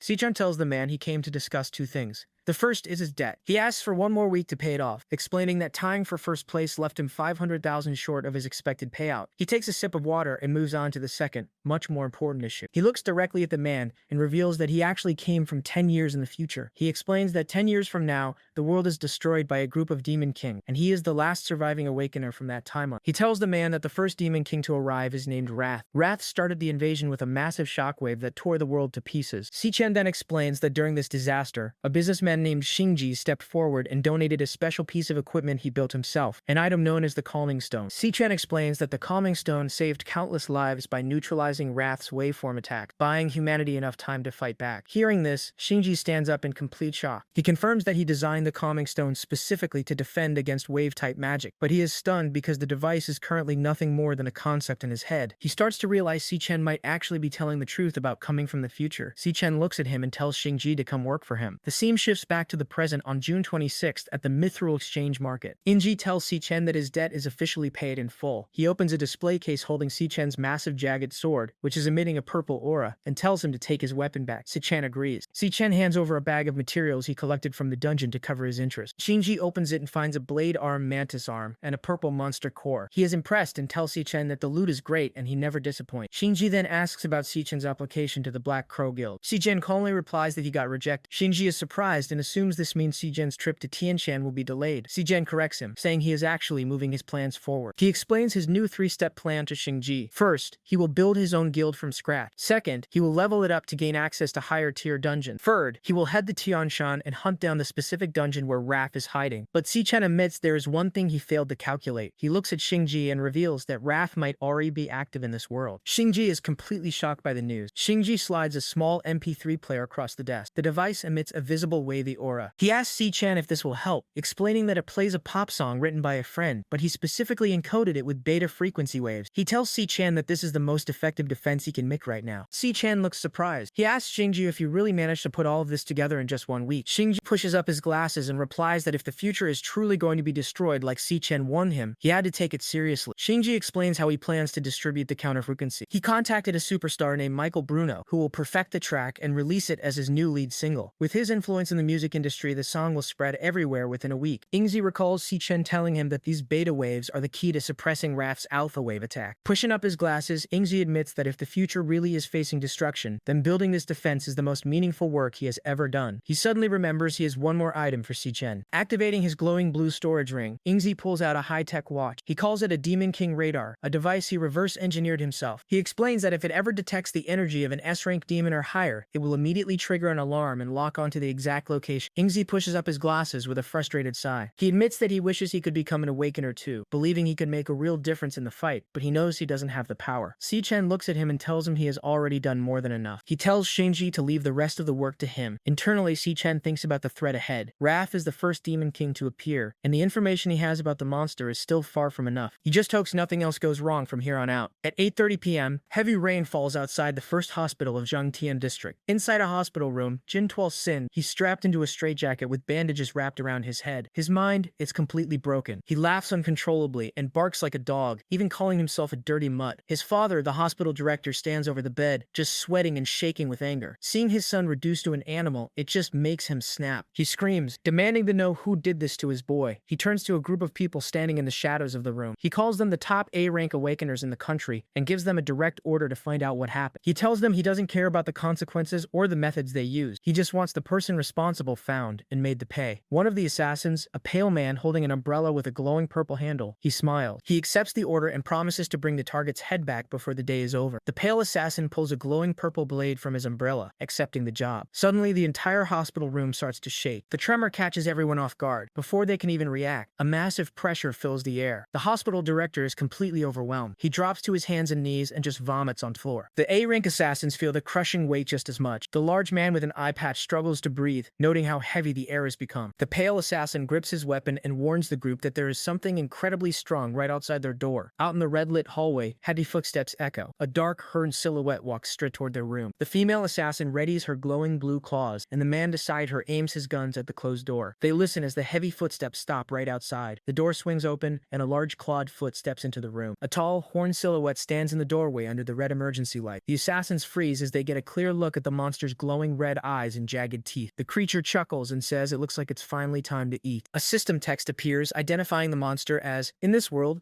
awakened powers come in all kinds of classes, but the big five everyone has heard of are the 5 core classes. First is the warrior. This class soaks up the hits and leads the charge, smashing the ground with massive waves of pink and purple energy. Next is the assassin. This class flanks and finishes targets in a flash, moving fast enough to leave trails of yellow light while slicing through monsters. Then there is the mage. The mage locks down the field and deals magic damage, shown by a figure floating below a giant sphere of blue energy. Another core class is the chanter. They cleanse debuffs and buff the team, using glowing teal magic to support allies in freezing environments. And then there is one more class. It is considered a bit of an outlier. A figure dashes across a dark, rocky landscape, dodging between massive pillars of golden light. This specific class basically throws defense out the window entirely. A blinding flash of yellow light buzzes and expands rapidly. Si-Chen charges straight ahead, his face completely serious and focused as he moves in for the attack. A massive fiery explosion detonates on impact, blasting red-hot rocks into the air as a voice screams out from the blast radius. The massive explosion clears, and Si-Chen crouches on a rocky ledge as large chunks of debris crash down around him. This class throws defense out the window entirely in exchange for having the single most insane attack power of any class out there. He stands up and looks over his shoulder through the floating embers. He is currently dealing with the Floor 2 Overlord of the Dreadspire. Standing at the edge of the cliff, he watches multiple glowing yellow energy beams shoot past him from a distance. This boss's class type is an archer. Suddenly, Si-Chen leaps high into the air, narrowly dodging another massive yellow energy beam that snaps into the rock wall right below him. He lands smoothly on a jagged rock outcropping next to a river of lava. He quickly calculates the trajectory of the last shot and figures the enemy must be firing from somewhere right around his current area. Staying low behind the rocks, he realizes that while the thing's ranged attacks hit like a truck, it is forced to hide and recharge for a while after every single shot. He scans the empty volcanic terrain in front of him, knowing he has to find its exact location before the next shot comes.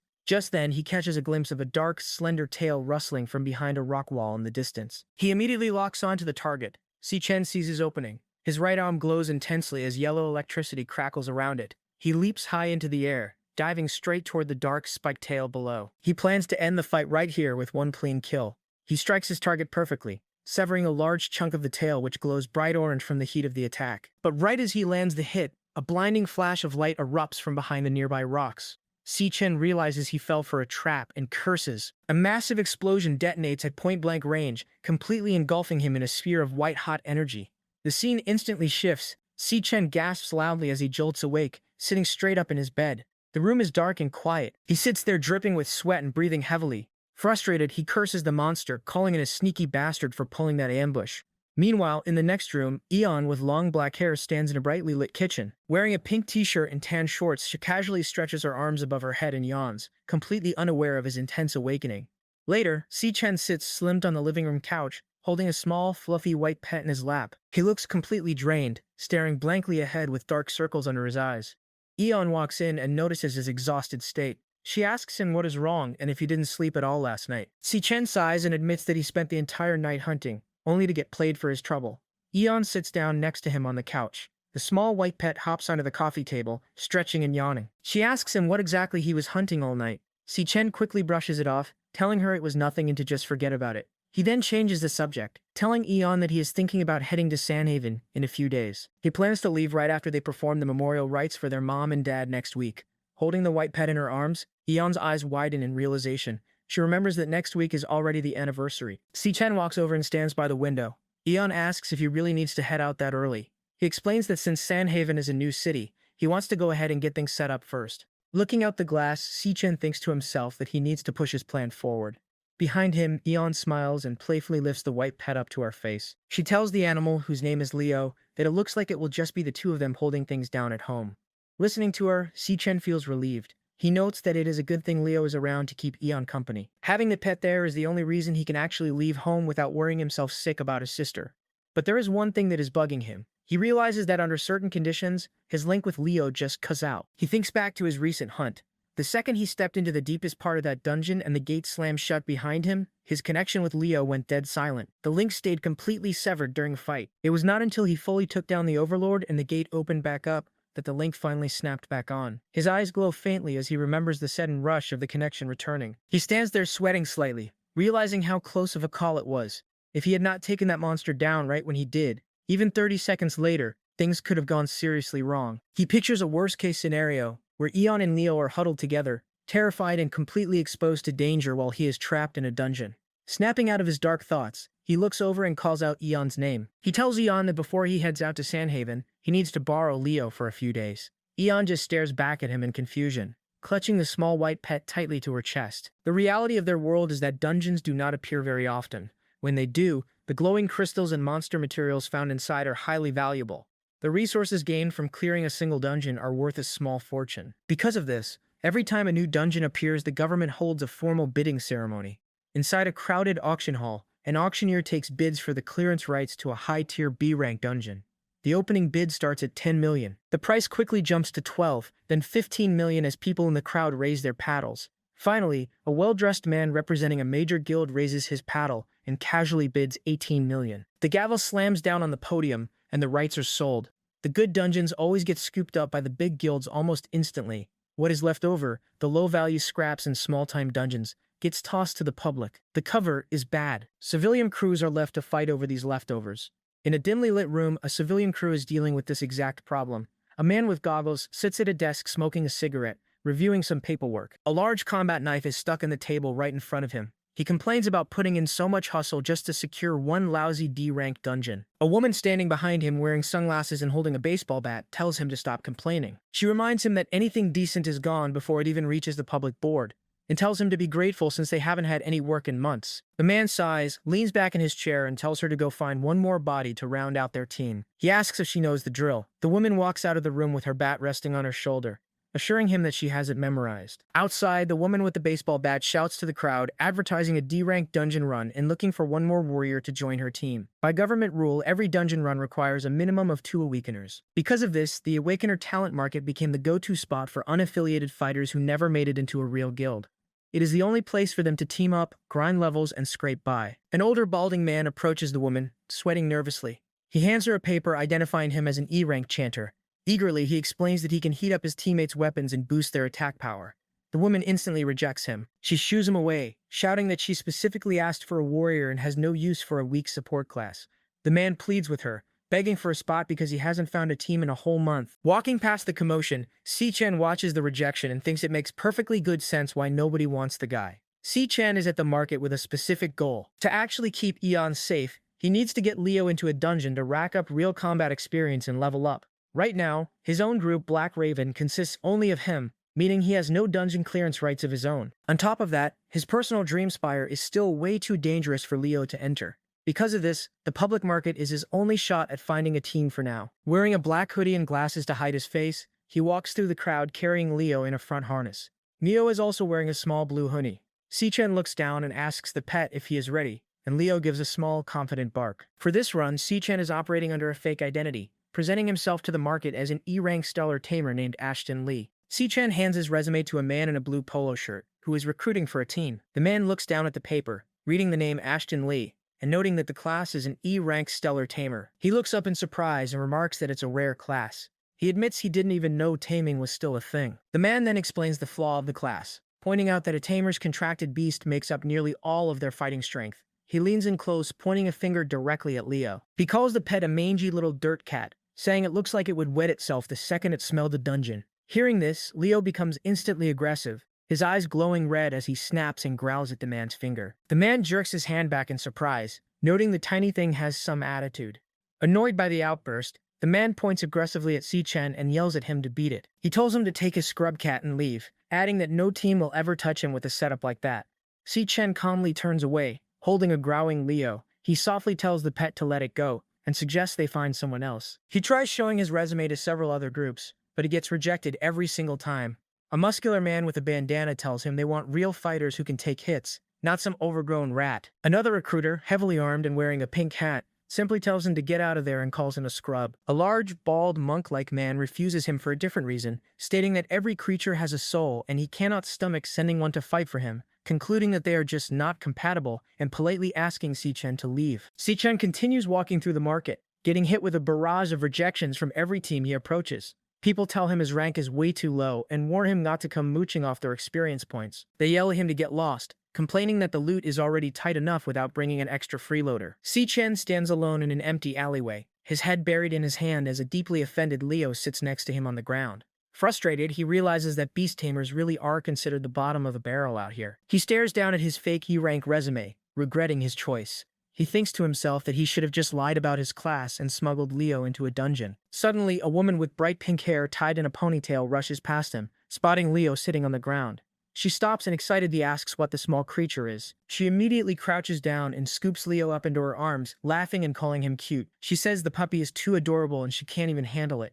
Leo freezes, completely stunned by the sudden interaction. He stares wide-eyed as tears well up in his eyes, terrified by the stranger holding him. He starts to cry and wail loudly, waving his little paws in distress. The woman steps back, surprised, and asks why it's crying. Si-Chen watches calmly and corrects her, explaining that it is not a puppy, but actually a lion beast. The pink-haired girl apologizes, admitting it is her first time seeing a lion beast so tiny, but she still finds it incredibly cute. As Si-Chen cradles the crying Leo, the girl notices the paper in his hand.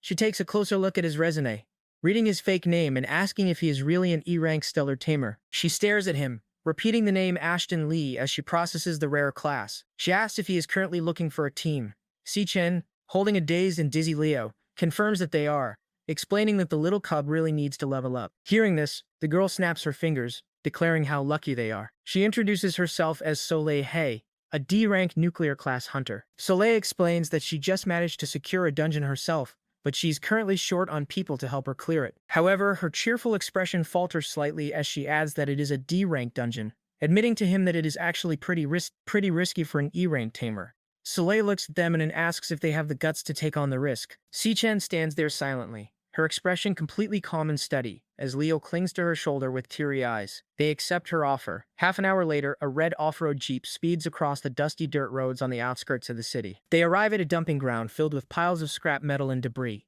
pulling up to a large concrete tunnel entrance.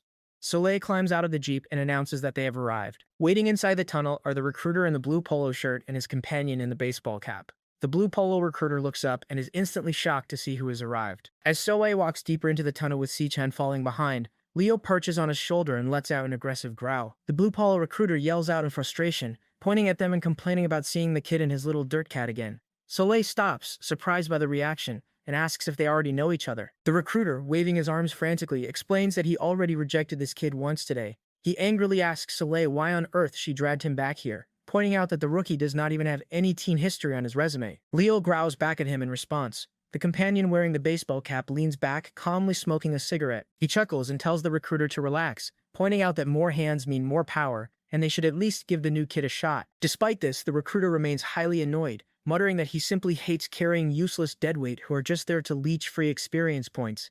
Si-Chen watches silently as the group gathers. Soleil claps her hands to get everyone's attention, calling out that everyone is present and telling them to listen up.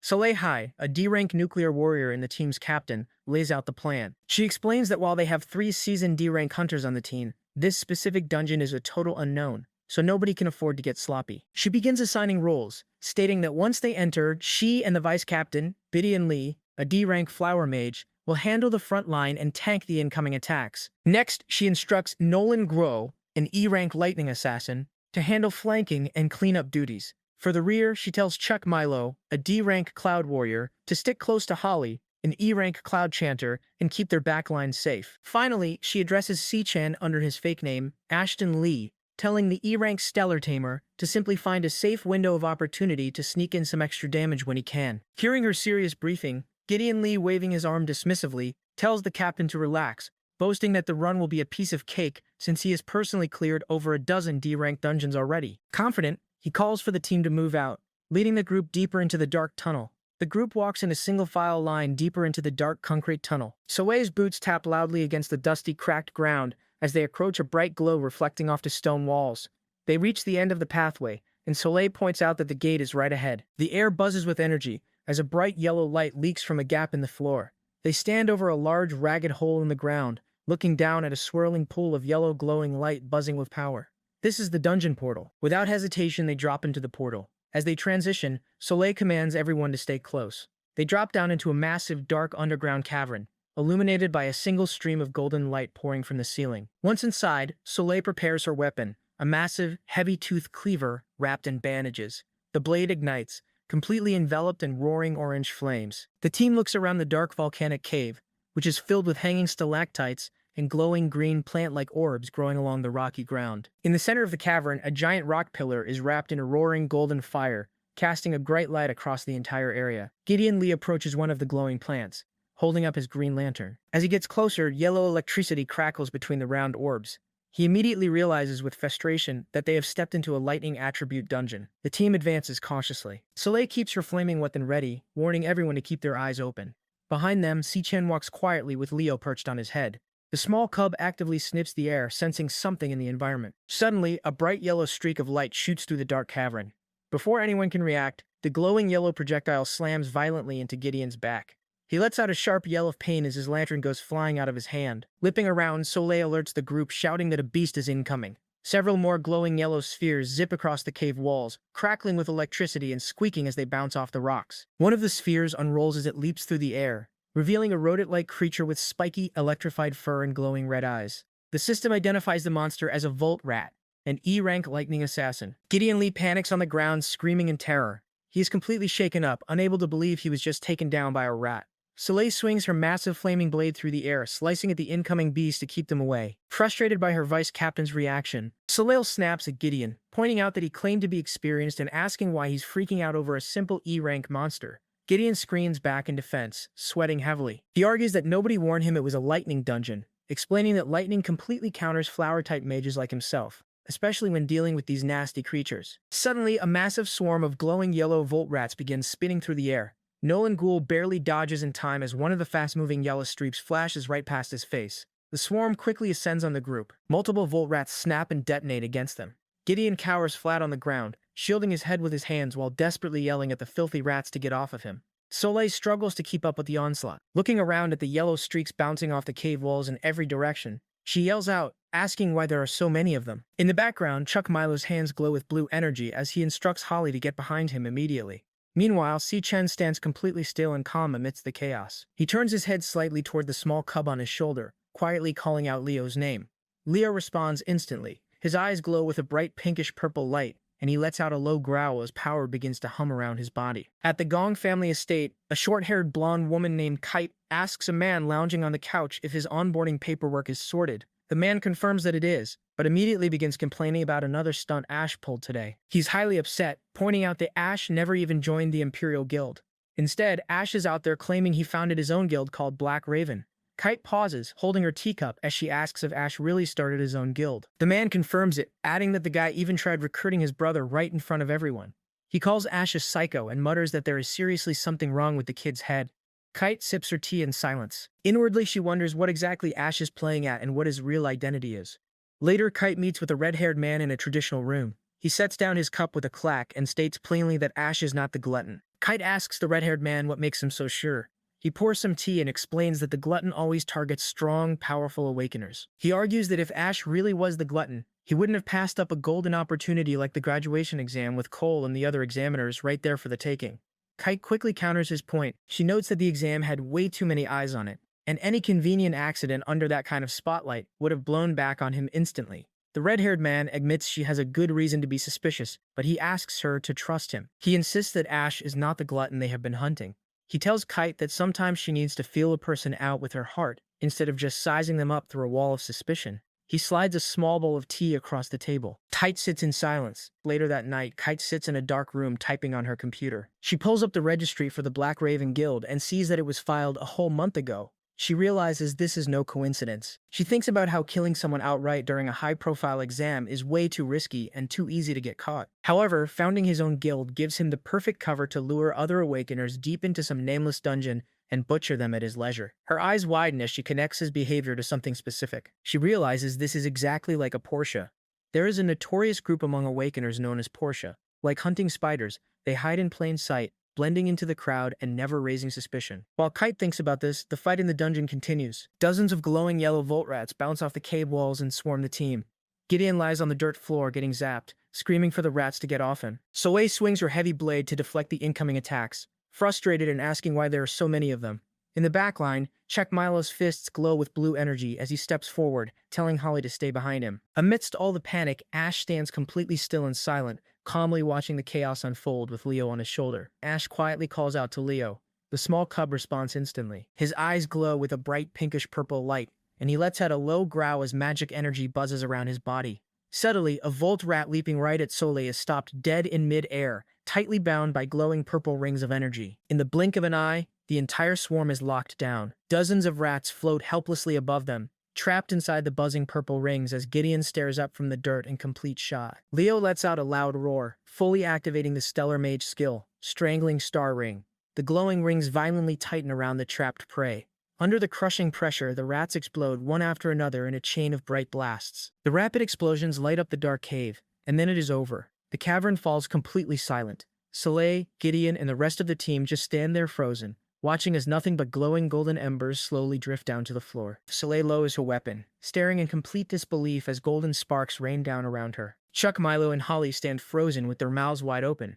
Gideon Lee is still kneeling in the dirt, completely shocked by what he just witnessed. Unbothered, Ash pushes his glasses up. The system flashes a golden level-up notification above Leo as glowing rings of light encircle the cub. Ash quietly tells Leo he did nice work. Sometime later, the team walks deeper into the dungeon. Soleil holds up a torch to light the dark, rocky path. She remarks that she can't believe they have already reached the back of the dungeon so quickly. Looking back over her shoulder with a smile, she tells the group it was all thanks to Leo's crowd control, admitting they would have gotten completely wrecked without him. The team gathers around Leo to pet him. Chuck Milo gives a thumbs up, calling the cub a beast, while Holly happily calls him a good boy as Leo purrs softly in Ash's arms. 13 and 14. Gideon Lee looks back at Ash with annoyance, muttering that if this were a stellar-type dungeon, he would be running circles around the mangy cat. The group soon reaches a split in the cave. Soleil holds up her torch and points out the two paths, asking the team which way they should take. Nolan Gu points to the right side with a smile. He explains that low-rank overlords like to hole up in tight, cramped spaces to throw people off. He claims he's seen it before and tells them to trust him that the right path is the correct one. Soleil agrees, taking the lead up the right path with her flaming blade drawn. As they climb the rocky slope, she warns the group that an overlord in a D-rank dungeon can easily punch up to C-rank strength. She tells them the second they spot it, they need to dump everything into its face and give it no chance to breathe. In the back, Ash listens quietly, his eyes glowing blue under his hood. As the group moves forward, system tags appear above their heads displaying their ranks. Most of the team members are basic D rank, while Ash and Leo show up as E rank high tier. Ash looks at the cub and notes that Leo showed real fighting instincts and solid team awareness during the ambush. He calculates that clearing this dungeon will push Leo to at least D rank. For him, everything is going exactly to plan. Meanwhile, Nolan quietly observes Ash. Nolan thinks to himself that the only thing that doesn't add up is the tamer. He adjusts his cap, noting how creepy the cave is. He knows Ash tells everyone he is E rank, but he believes there is clearly more to him than that. When Nolan tries to scan him, his system interface only returns a question mark. Nolan knows his Demon Heart skill cannot read anyone who is B rank or higher. Seeing the blank result, he concludes that Ash is hiding his true strength, just like he is.